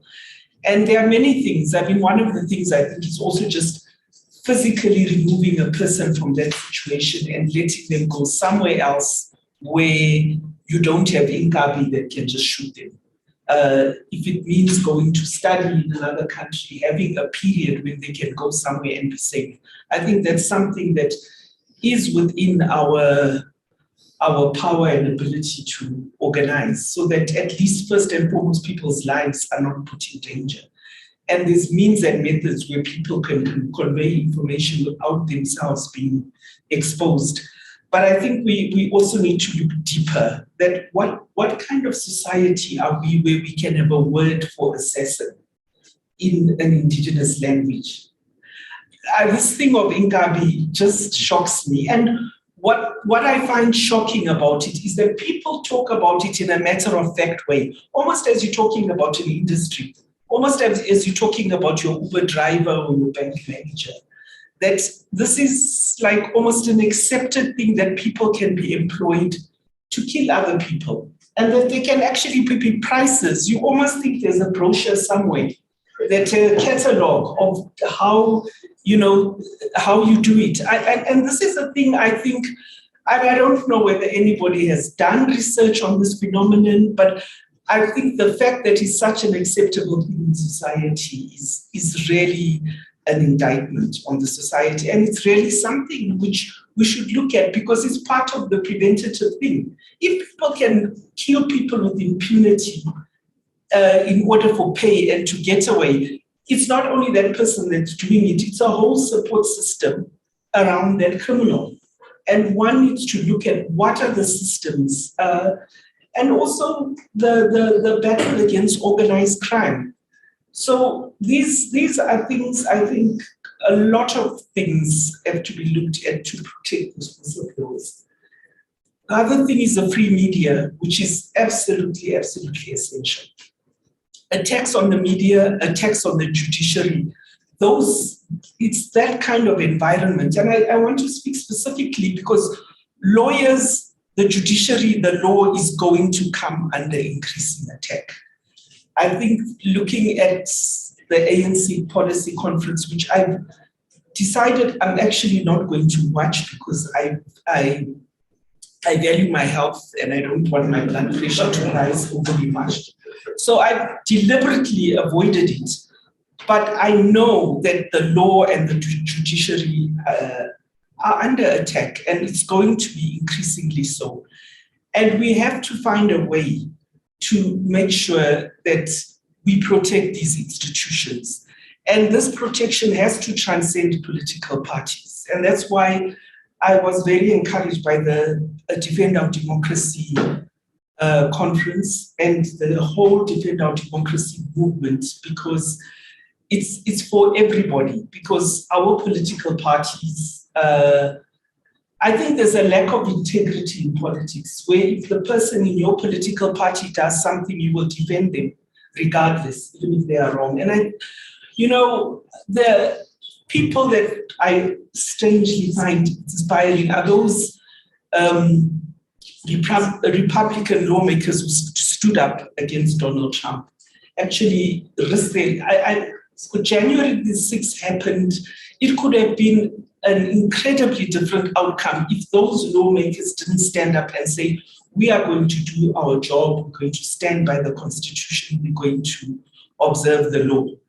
And I think that we need, there's the protection of the institutions. The crime intelligence, which was demolished literally, has to be rebuilt again. The judiciary, the media, and all these things have to transcend political parties. And I don't like the expression apolitical, because I don't think any of us are apolitical. But we should transcend the politics of the day and fight for the society and the country. And so to Babita's family, we really admire you and all the other whistleblowers, but it's not, and I do support the thing of looking at different wording to support people because, and I've always liked human rights defender. And in a way, a whistleblower to me is a human rights defender. They're social justice defenders. So maybe we need to look at them and say, these are our defenders. And we need to make sure. And also to say there, but by the grace of God, go I. It could be me tomorrow, it could be you tomorrow. So when you are putting your neck out for someone, it's also about your own defense. I think the saying injury to one is an injury to all it's not just a cliche. It's actually something real. And so I want to say to Babita's family, yes, your injury was an injury to all of us. And we should all work to make this. We should honor her by working to make this, that this doesn't happen to other people.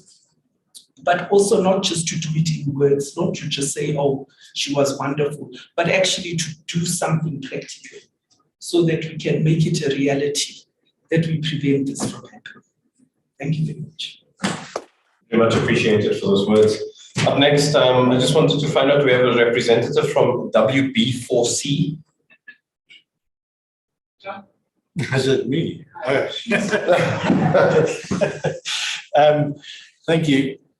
Whistleblowers for positive change. And it's really not intending to be an organization in any sense of trying to compete with. It's really a support group of people who are whistleblowers. And as a social worker, I find myself caught up in this sphere in providing psychosocial spiritual support to them. And I guess what the message is to this group is, from our experience as a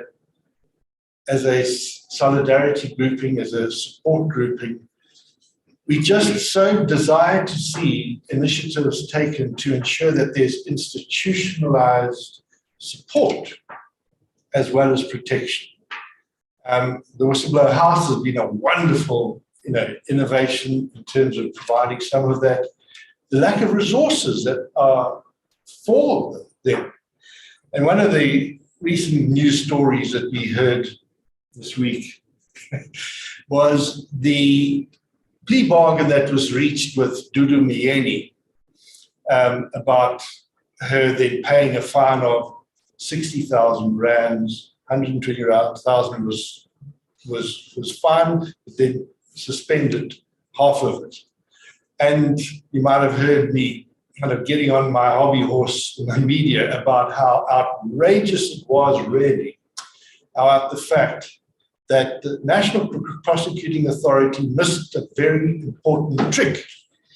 They could have ensured that she was placed in the tender mercies of the Department of Correctional Services, given the fact that what she had done is revealing the identity of effectively a whistleblower at the Zondo Commission 3 times. And what she was doing then was sending a signal to anybody else that might wanted to actually say something and expose that they mustn't do it.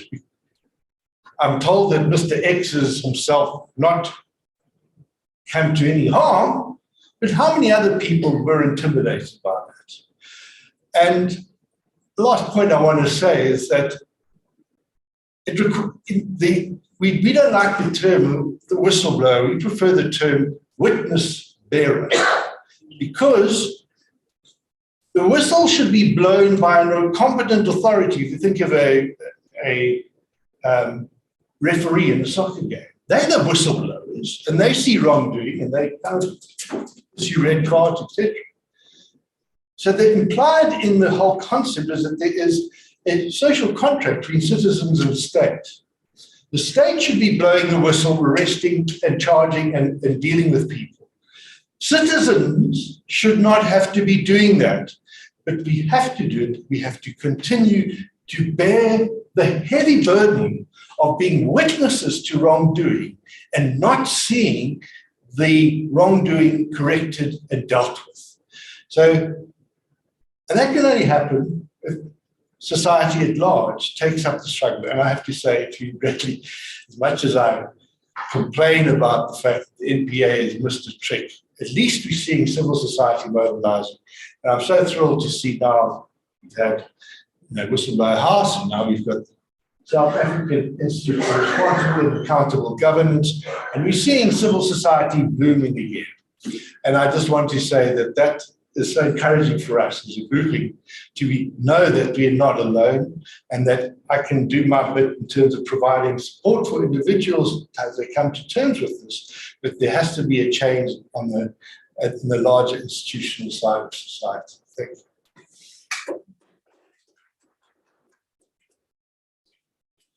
Thank you. I hope I'm not burdened by an error, but from what I understand, we do not have Benteron. Ben, please. Whistleblower House is up next. Thanks. For a message of support. Unless you prefer me to read yours.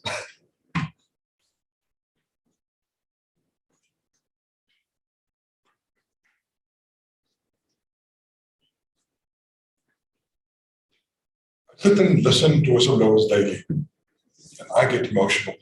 The stories I hear, the fear people live through, the loss they've got to face. And sitting here today is a very emotional process to me, because it emphasizes how whistleblowers are exposed purely just because they're doing the right thing. And that should never happen, ever. Because whistleblowers stand up and they protect our future, they protect our society, and they do these things because it's the right thing to do. The Whistleblower House had been established to lessen the effect of the whistleblower. And that's what we do on a day-to-day basis. We support this, the movement, and today, and I'm very humbled to stand here and just say, well done. We should be doing this more often. We do it very quietly at the Whistleblower House because we're very scared about talking about whistleblowers. We never talk about names, we talk about numbers. But it's very rewarding for us. And we are proud to be able to say we support this process. Thank you.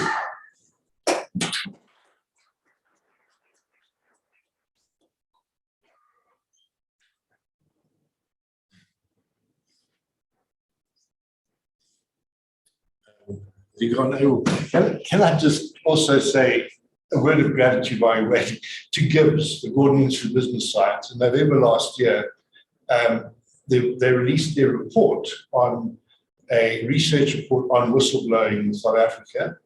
And I was rereading it again yesterday, just in preparation, and it really was very solid and very helpful stuff.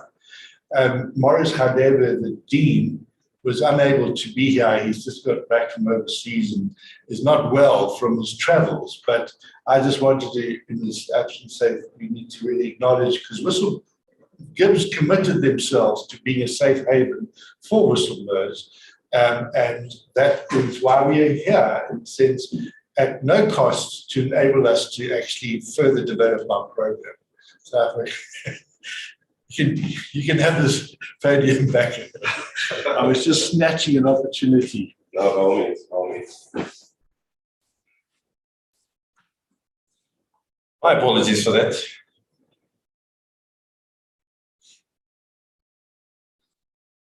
I know that we have further messages of support. I know that the next message of support was going to come from Corruption Watch. Is there anyone from Corruption Watch? I think I have a message. And again, thanks for that, Ben, from Ben Theron from Whistleblower House. And I know that there's a couple of organizations that do not necessarily appear on the program, but that are present here. I know that PLAF is here as well. PLAAFF. Yeah. So you just prepare. You're going to give the next one. I'm just trying to find the message from Corruption Watch. Oh yes, I remember what was the concern with Corruption Watch. Someone was supposed to be, a representative was supposed to be here. Kavisha from Corruption Watch was supposed to be here, but unfortunately has taken ill. Doesn't want to make the rest of us ill. I think we've learned our lessons in the last 2 to 3 years when it comes to illness. So, but Kavisha assures us that they are in spirit. So thank you so much for that. Plaf up next. Thank you.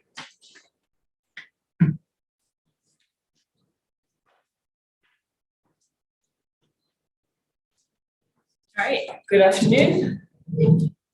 My name is Kuseso Marapedi. I am from PLAF. I'm the Regional Director for Southern Africa. PLAF, which is the platform to protect whistleblowers in Africa, joins Whistleblowers, Active Citizen Movement, Southern African Institute for Responsive and Accountable Governance, and other fraternal organizations in solidarity to celebrate whistleblowers today on this Whistleblower Solidarity Day. Being a whistleblower is never easy, having interacted with many. However, some have garnered up the courage and even the audacity to report wrongdoing at their own detriment. We therefore stand with them today. Some are regarded as rebels because they have to blow the whistle against their own tribe, friends, bosses, and family members, therefore rebels with the cause they are. So we stand in solidarity with those who have become victims of their own disclosures, forced to exile, endless legal proceedings, even death threats and murder, and other reprisals that turn these defenders of public interest into public enemies. We stand in solidarity with those who will find themselves embroiled in this atrocious and lonely journey. We say we are here for you, and if there's anything we can do, even if little, to ease the pains of the journey, please give us a call. We may not do much, but we may direct you somewhere to ensure that you are legally covered from retaliation and reprisals before you embark on this journey. We stand with you. Despite the rising value of whistleblower disclosures, a vast majority of countries have weak or no specific rights to protecting whistleblowers. It's not just South Africa. And therefore, as a matter of urgency and in solidarity, whilst exploring a model law, PLAF would like to therefore call for the establishment as a matter of urgency of a whistleblower regulatory authority, which would act as a database for both private and public sector disclosures, independent from the reporting agencies already established in terms of the PDA. And we would like for this body to be headed by a senior legal professional, such as a retired judge of the High Court, supported by other legal professionals experienced in both labor law and civil law procedure, and further staffed by investigators who are skilled in forensic and criminal investigation, a unit modeled along the lines of the Directorate for Priority Crimes and the Special Investigative Unit. It is important that this agency or authority be independent of the South Africa Police Services. There's a need for this to be an oversight body with function, which function must be within the authority of the Parliamentary Committee on Judicial Affairs. Such oversight function would include reviewing the work done in terms of receipt of disclosures, assessment, and subsequent investigation thereof, as well of outsourcing of some of the work to collateral agencies like the Directorate for Priority Crimes and Special Investigative Unit. Such reports to the Parliamentary Committee on Judicial Affairs should occur biannually, subject to the volume of cases and the importance of the investigations arising from such disclosures. It is important that under the PDA, strict and obligatory timetables be established for processing and acting on protected disclosures. The Whistleblower Regulatory Authority, together with the Directorate of Priority Crimes, should, in meritorious cases where significant asset recoveries have occurred by virtue of the protected disclosure, consider awards of at least 10% of the value of the asset recovered.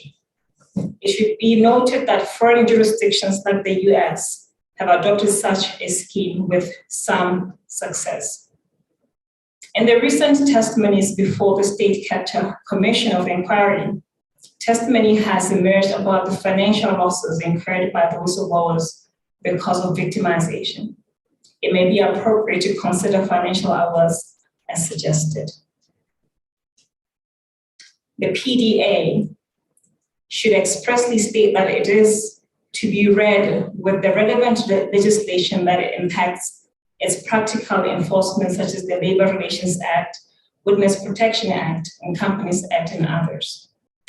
To the whistleblowers that are in the thick of it, we stand with you. To those who have lost loved ones, we send waves of comfort in remembrance of your loved ones.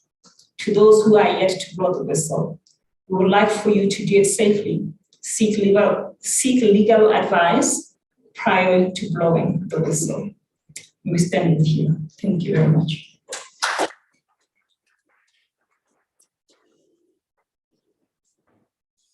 Thank you for that. I just wanted to highlight, I think that the last message of support that will be delivered orally or verbally here today will be from Kulumani support group. But before I call you to the front, if you would just indulge me, I just want to read some of the messages of support that we received in writing. One of them is from COPAC. As the Climate Justice Charter Movement and the Cooperative and Police Alternative Center, COPAC, we support the Active Citizens Movement and the South African Institute for Responsive and Accountable Governance in hosting a Whistleblower Solidarity Day on the 30th of July 2022. Brave and patriotic South Africans who risked their lives and safety of their families by exposing acts of corruption need our unwavering support and assistance. We know that evil prevails when good people do nothing. Hence, we are saying the intimidation, persecution, and killing of whistleblowers who expose the corruptor and the corrupted. This attempt to silence whistleblowers is a major threat to our democracy, and we cannot allow it to prevail. We join this clarion call in demanding that whistleblowers and their families should be supported and protected. That was from COPAC. Up next, the South Durban Community Environmental Alliance says, we as the South Durban Community Environmental Alliance fully support the protection of whistleblowers and urge this democratic government to ensure that meaningful and enforceable legislation is gazetted and implemented with the necessary resources provided to provide safe houses for whistleblowers. I think, if I'm not mistaken, that does exhaust our written submissions. Up next, as I mentioned to you, Khulumani Support Group will give our final message of support. And then I propose that we take a 5-minute comfort break. I think we've been running the program long and hard. So 5-minute comfort break. And then after that, immediately after that, we go into our next session, which is the draft bill on protection and support of whistleblowers. And that will be presented by the chairperson of the Southern African Institute for Responsive and Accountable Governance. That's Advocate Sirisoti Banyana. So a 5-minute comfort break after hearing from Khulumani Support Group. Thank you so much.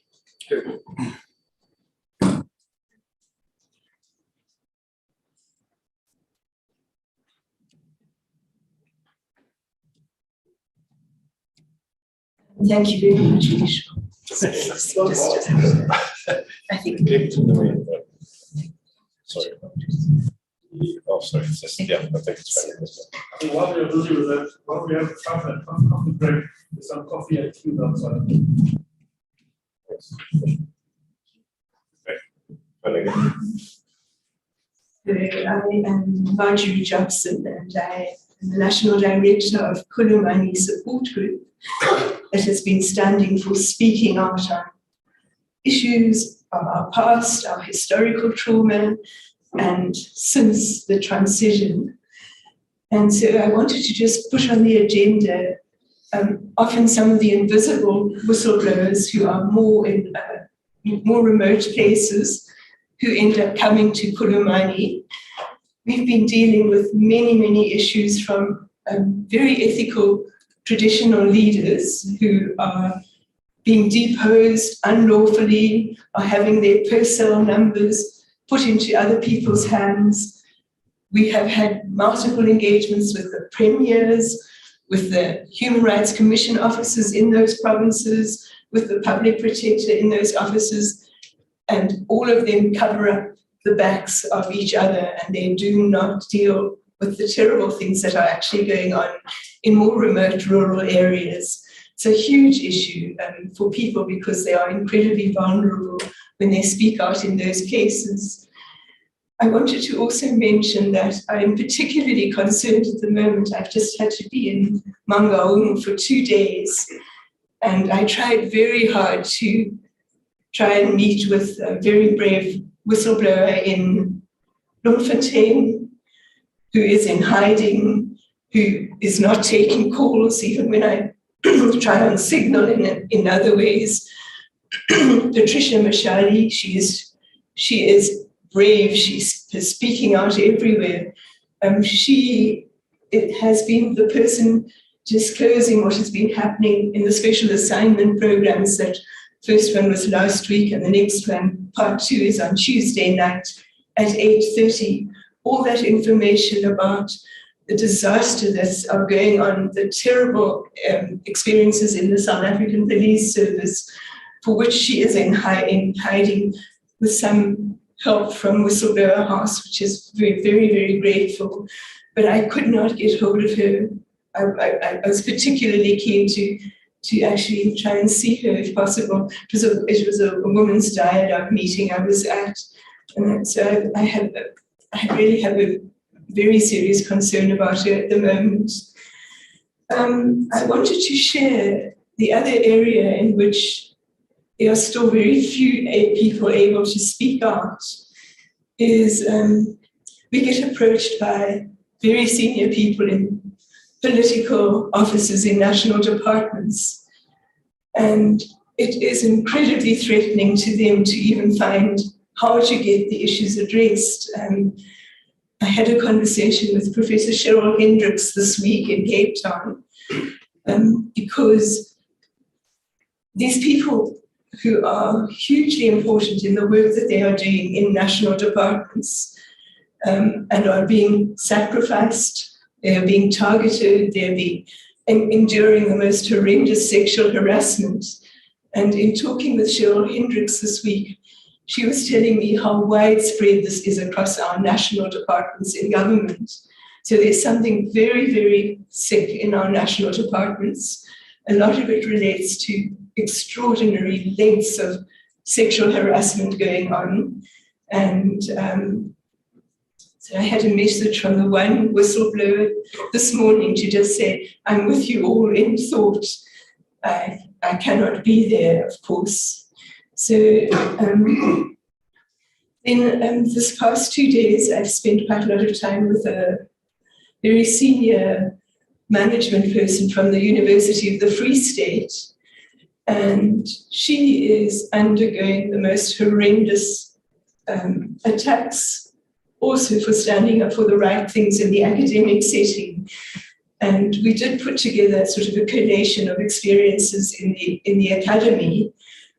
It's a very treacherous arena. It's very hostile for anyone speaking the truth in those arenas. And there's all sorts of, I don't know why there's just so much academic thuggery. My husband was a victim of academic thuggery at Rhodes University. He did his best to expose it through all the provisional channels, through the Senate, through the Council of the university, and the odds against you when you are exposing very wrongful things going on in those settings is incredibly difficult. In the end, his only option, he felt, was to resign from his professorship at the university, which was a massive setback. And I think it did a lot to just really completely break his spirit in standing with, he was standing with other young academics who didn't have the voice that he had, you know. So, and then also last week I met with, and I think it's something we don't know about, but it comes to Kulumani quite a lot.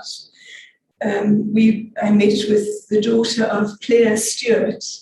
Now, Claire Stewart was an activist at Northern KZN, and I always knew that she had a daughter called Puleng, and I found myself at her 80th birthday celebration, and she came to talk to me, and Claire was murdered probably more than 35 years ago in very suspicious circumstances, seemingly by agents of the Civil Cooperation Bureau. And she's only now, all these years later, able to say, now I need to solve my mother's murder. So those are the issues that come to Kulumani a lot. And I'm very grateful for some of the people who help us with them. And I just wanted to share the sort of a bigger picture of the people who are really suffering immensely, trying to make sure they still do the right things. So thank you for the opportunity.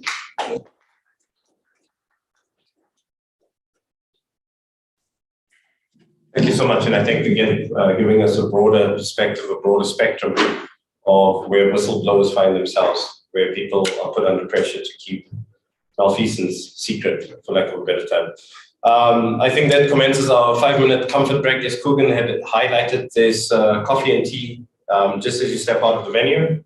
And there are other facilities as well, within the vicinity, if anyone needs assistance, please do ask. Thanks.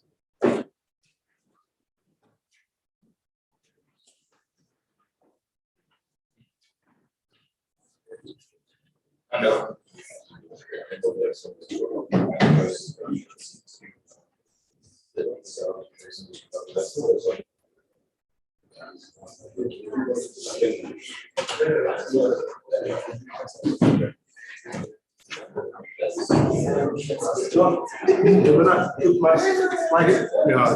Yeah, I want to know just about 10 minutes. That's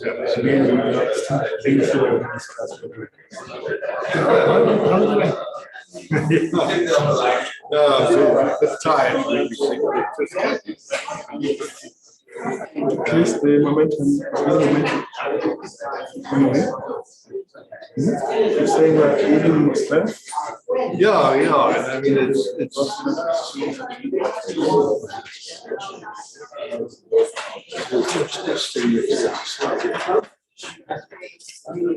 it's your presentation. Okay, I'm not going to tell you one slide, up, down. 11 slides, eh? 11 slides. 11 slides. So I'll take 12 minutes.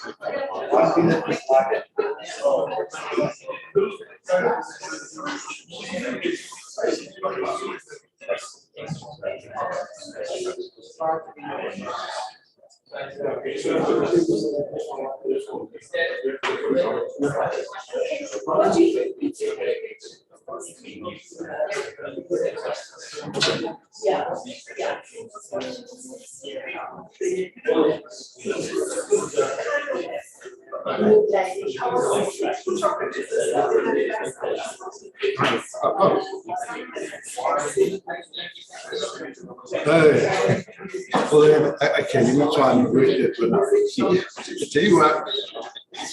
Okay, I'll try.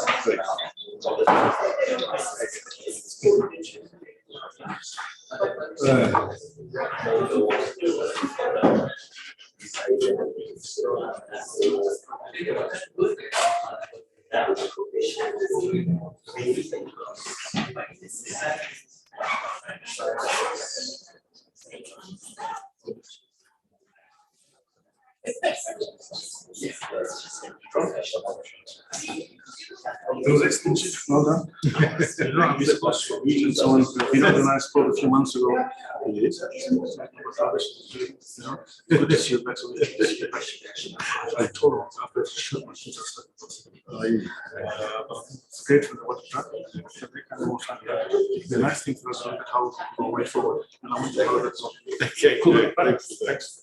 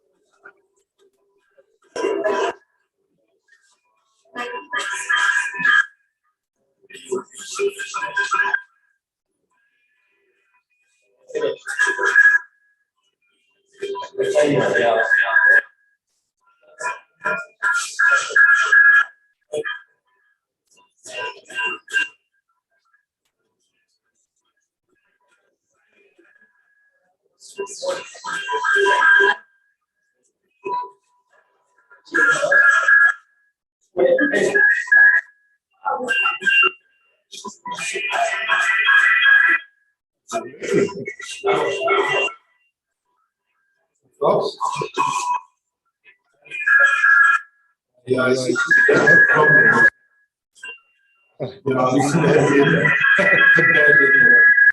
That's a problem.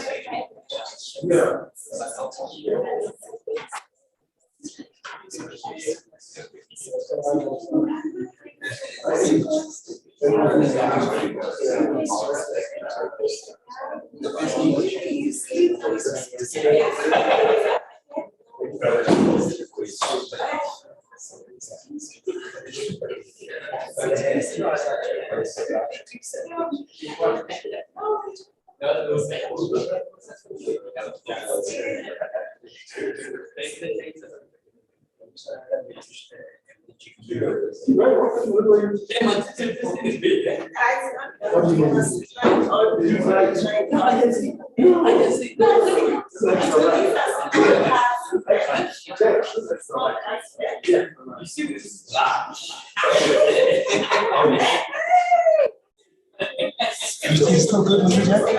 So, I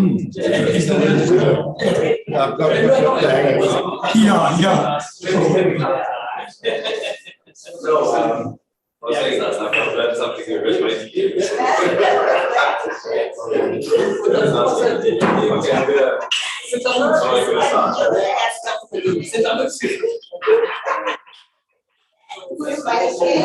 Okay, welcome back everyone. I'm sorry to be that person, but I'm going to ask everyone to take the seats because we're going to reconvene. I think the first half of our program, or the first portion of our program, specifically focused on. Thank you. Our first portion of the program specifically focused on the deficits and the issues that we're well aware of, but need to be reaffirmed, right? So the second portion, I think, is extremely important, and this is why I'm excited by the fact that this is not just a talk show, because we're actually looking at least one of the mechanisms that can be used in addressing the deficit as it stands at the moment. And we're going to jump straight into it by looking at the draft bill on protection and support of whistleblowers. And that will be delivered, as I mentioned earlier on, by Advocate Sidiso Tipanyani, who is the current chairperson of the Southern African Institute for Responsive and Accountable Governance. He will be giving us that particular presentation. But I just want to give you a little bit of background on Advocate Sidiso Tipanyani, and I hope he doesn't throw something at me because I should probably know this by heart, considering that we worked together for what, close on to 5 years. He is the chairperson of the Southern African Institute for Responsive and Accountable Governance, SIREG, I hope I'm pronouncing that properly, and the former chief executive officer of the South African Human Rights Commission, as well as the former CEO of Safer South Africa Foundation. He spent 13 years at the South African Human Rights Commission as the head of research, mainly responsible for the monitoring of economic and social rights and access to information rights before becoming the CEO. He is a former researcher on criminal justice at the University of KwaZulu-Natal and former law lecturer at the University of the Western Cape, criminal procedure specifically. He was also at Columbia University Law School in New York, looking at African human rights systems, Ramapo College of New Jersey. There he was with African politics and human rights, has numerous publications on human rights issues, and has presented conference papers in over 20 countries in Africa as well as Europe, America as well as Asia, admitted as an advocate of the High Court of Lesotho and South Africa, and served on the project committee on child justice of the then SA Law Commission. He is a member of the executive committee for the Council for Advancement of South Africa's Constitution, CASAC, and former member of the Open Democracy Advice Center, ODAC, currently a doctoral candidate here at GIBS. Now, unfortunately, with that, I will also bid you adieu. It was stunning being here with you this morning into the afternoon, but unfortunately, I also have other commitments that I'll have to attend to. So I take it that the good advocate will then take over as your program director for the rest of the afternoon. All the best. Thank you so much. But please, Advocate Sidiso Tipanyani.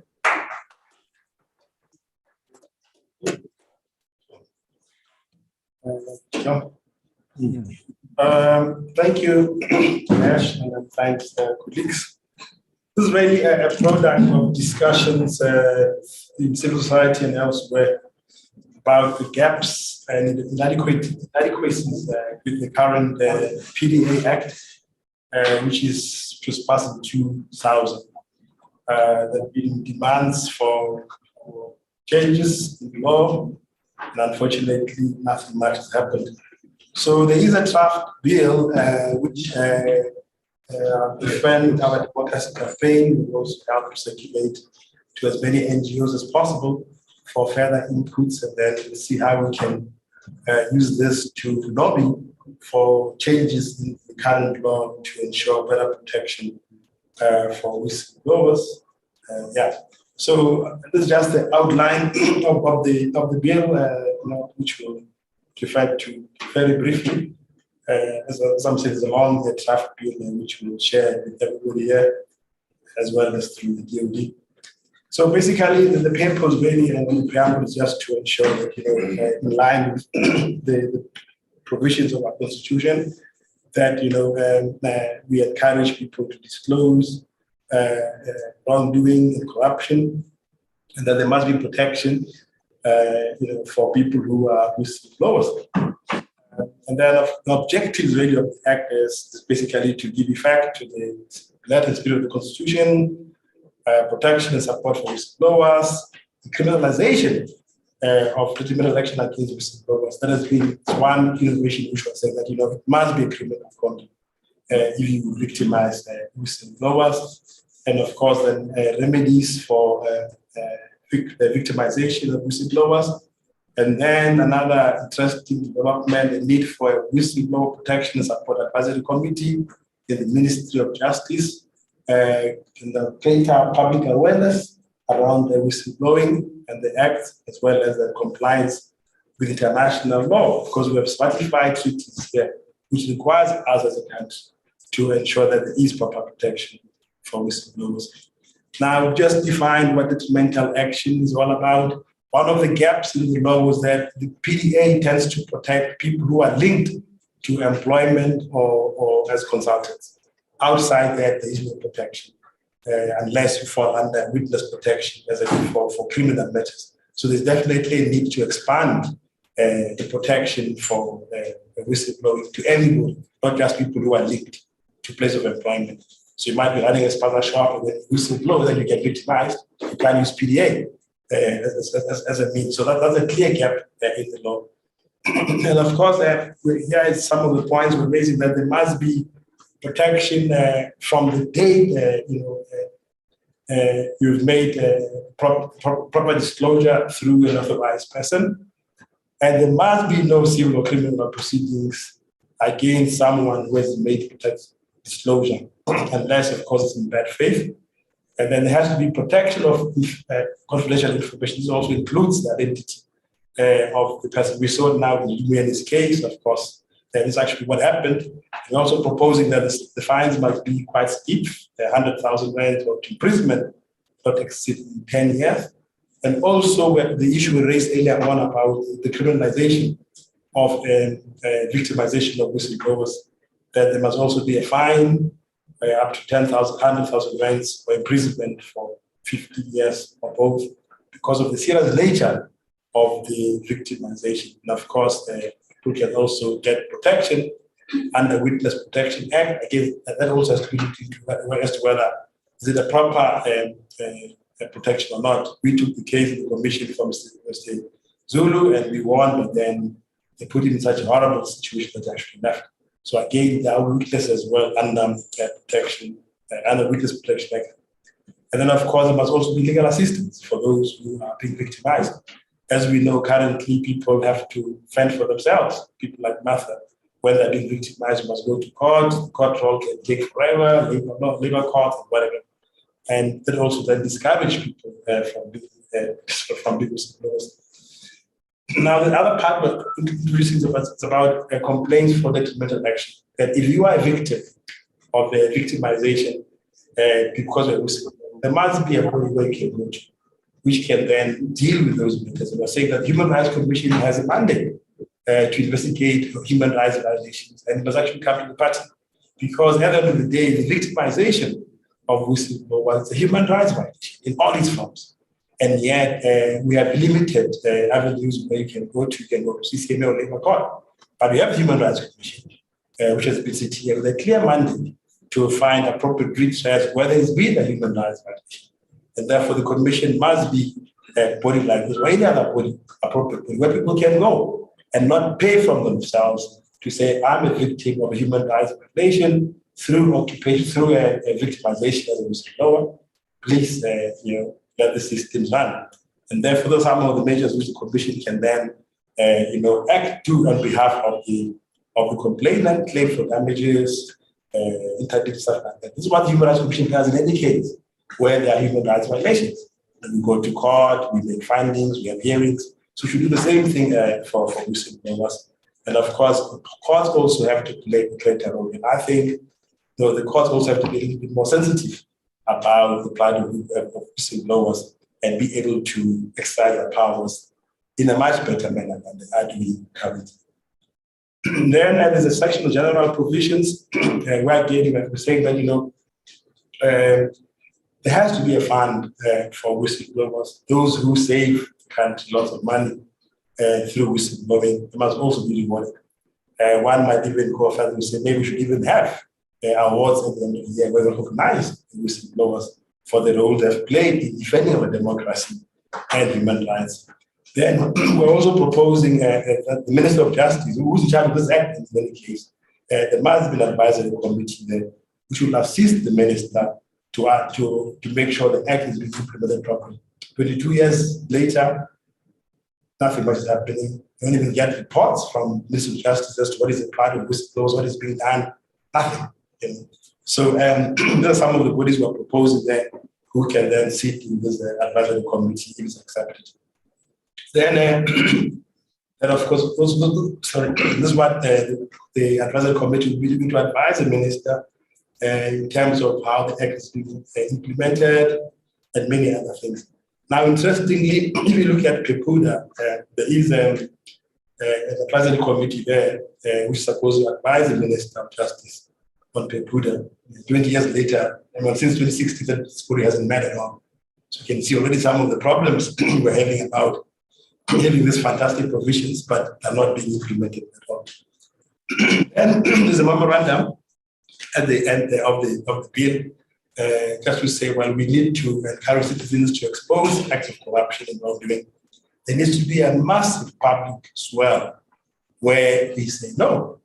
Where we see wrong things happening, we must cry out. I've got relatives in Soweto and I keep saying to them, but guys, how did we lose so much of the railway network between Joburg and Soweto? Where were you? Where I live. And you can imagine the impact that has had. You take people who steal our corpus and stuff like that. So there must be a culture in our country of whistleblowing in defending our country, our future. And a lot of work has to be done really to encourage this. It should not be seen as a thing done by crazy people only, and then we just continue as if nothing's happening. And again, we need to really emphasize there must be a prohibition against victimization of whistleblowers. Actually, quite sad. When much of the victimization happens at the state level, it's government officials using public resources, victimizing whistleblowers who are defending the Constitution and human rights. And the very same public officials are taking an oath that they will protect the Constitution. So it's a very serious contradiction, but it's sad that we're actually using our own taxes to fight people who are trying to protect the country. And we're saying again, there must be greater protection and support and assistance to whistleblowers in the exercise of their civic responsibility. Then, this was saying again, there must be compensation for whistleblowers for the victimization. People have suffered tremendous losses. Lost their homes, their jobs, mental health, and who is here to help them, And then we also say that there must be seriously consideration for whistleblower compensation as a support fund. Again, the private sector should also contribute here to a fund which can then be used to support the work of the whistleblowers, but also to support other organizations which are trying to raise awareness about the importance of whistleblowing. If a research was to be done, people will be shocked as to how many billions whistleblowers have saved our country. And yet there's no appreciation as we speak. Yet we benefit from the work and efforts of whistleblowers. Then, of course, there's the Zondo Commission report, which says that the government must also strengthen the current legal framework in line with Article 32 of the UN Convention Against Corruption. Now, we ratified this convention, but I will give you a report on what we're doing around Article 32. And then the other one is also about the AU. We also ratified the AU Convention on Preventing and Combating Corruption. Article 12 also highlights the role of the state to create an enabling environment for civil society to hold government to account. And whistleblowing is another mechanism which government can be held to account in the fight against corruption. Now, interestingly, the Public Service Commission did a study in 2014 and made a number of findings around PDA. That PDA is inadequate, no protection for whistleblowers, and so forth and so forth. Unfortunately, since 2014, nothing much has happened to this recommendation of Public Service Commission itself. That's actually telling a very worrying story as to what goes on in our government.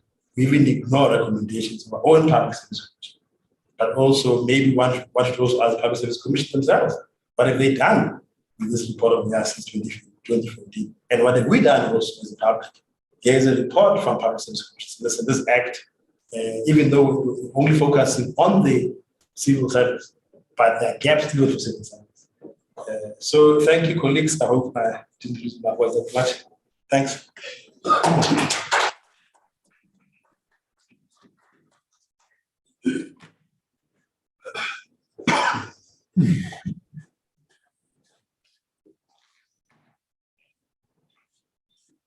Hi, everyone. My name is Tandega. I'm one of the people who've been working on the legal side from the Active Citizens Movement. I'm here to talk about the way forward before we close. But first, I just wanted to remember another whistleblower who has even been denied the phrase whistleblower, and that's Suna Venter of the SABC 8. It was a Friday morning. My brother called me and said, Suna has finally expired. He phrased it that way because we had all been expressing our concerns to the authorities, to the police, to the SABC, and to each other's families about the psychological condition of the SABC 8. And Suna had been shot in the face. All her wheels had been slashed. She had been tied to a tree. The grass around the tree that she was tied to in Melville copies was burnt up. She had been thoroughly terrorized, as with all of us. So today, as we remember Babita, and as we go on marching for Babita, spare a thought for the family of Suna Venter and for the rest of the SABC 8 to continue to deal with the after effects of what the shattering of lives was from 2016 onwards. So the way forward,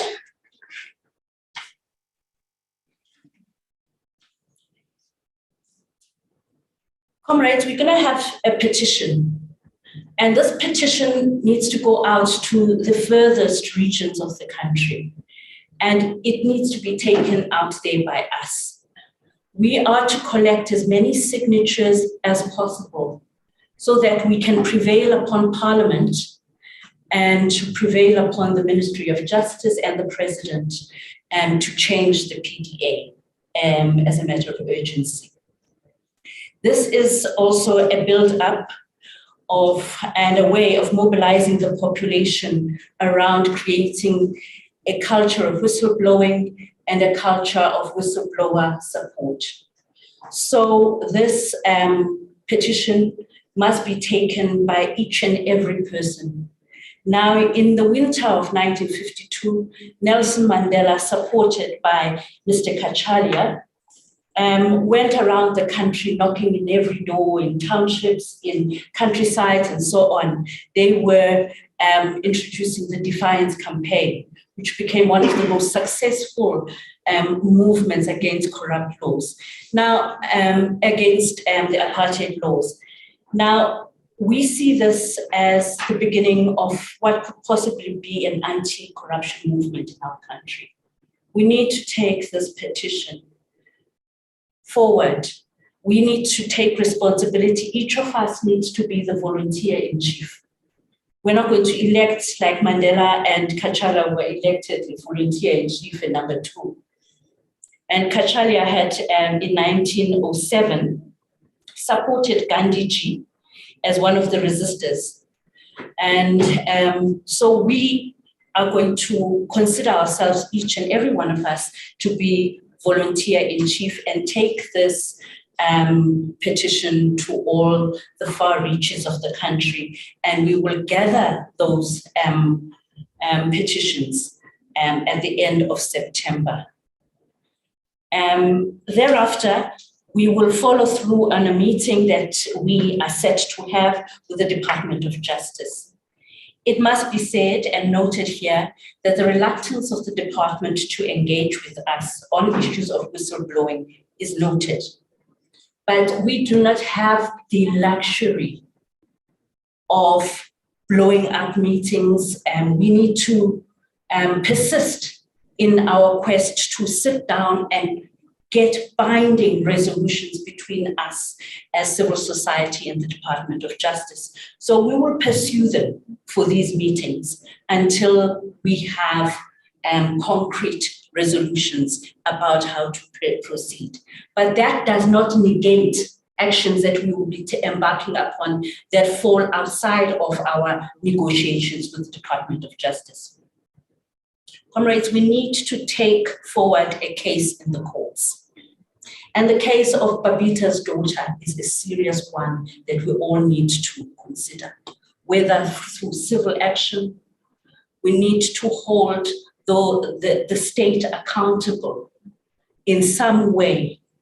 And we need some kind of reparatory order that is given to the family of the Diokorans. I think history will judge us very poorly if we fail in this respect. This is a definite case that we must take forward. And those of us who are, those of you who are lawyers in the room, please get together as we had promised at the ACM and include us in your dialogue. But we need to find a decisive case to win in the courts of this land. And we need to fight that with all our might. Then the next action that we have agreed to embark on at the last ACM meeting and were given a mandate to do was an open letter to the president. Now that the Zondo Commission has given its findings and recommendations. So we, as the whistleblowers who assisted the Zondo Commission, need to write this open letter in the public press and place it in the Sunday Times, in the city press, in the popular press, and that needs to happen as soon as possible. Further, South Africa has for 20 years been ratifying treaty after treaty and saying that they're doing things before the United Nations and they're not doing them back home. They have promised to review the protections, the legislative protections for whistleblowers, which they have not sufficiently done. In fact, every time we speak about the PDA, they tell us about a different act, which is the witness protection measures, and the confusion is deliberate. So we have decided at the previous meeting to have a chat or to write a letter to the Special Rapporteur, the United Nations Special Rapporteur on Freedom of Expression, expressing our concern and inviting her to have a look at our condition and the condition of those whistleblowers who are still going through the most, and to look at a number of particular cases that are active cases at the moment. Then we are going to find ways of supporting the call by PLAF for a regulatory authority, as well as go into a discussion with PLAF on this. We will also be speaking to Business Unity South Africa and the business formations for an emergency fund that can be housed at Whistleblower House or by discussion to help with the psychosocial support and legal support of whistleblowers in need. Because while we are fighting the long-term, far-sighted battle to get a fund entrenched as part of the legislation, we need immediate relief for whistleblowers, and the measures that PRAF is suggesting in the form of the regulatory authority offer us that opportunity, as well as BUSA's interest in help assisting Zondo could possibly be directed towards a body such as Whistleblower House. And Sidiso and I have engaged on the model law. At the last meeting, we promised to engage the ACDP because they seem to have some success in moving public-private members' bills through the House. So we engaged with the Honorable Swartz, who is also on the Justice Committee of Parliament. His response was that private members' bills move very slowly through the House. However, he's willing to engage further with us as to the possibilities of moving the bill through the House with the ACDP and any other party that's willing to move the model legislation once it has been commented on by all the civil society formations. But we cannot consult endlessly. So DOD, which is going to take the model law and distribute it for public comment, will have to return it before the end of October because we have a firm timetable by which time we would like to take the bill thundering through the House. Thank you, comrades.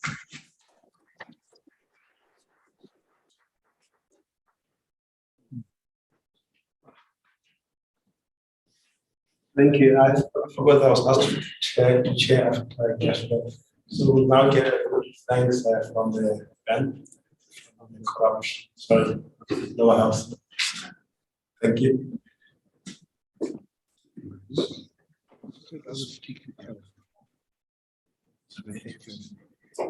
I have the honor to thank everybody and just express appreciation for everybody who contributed to this event.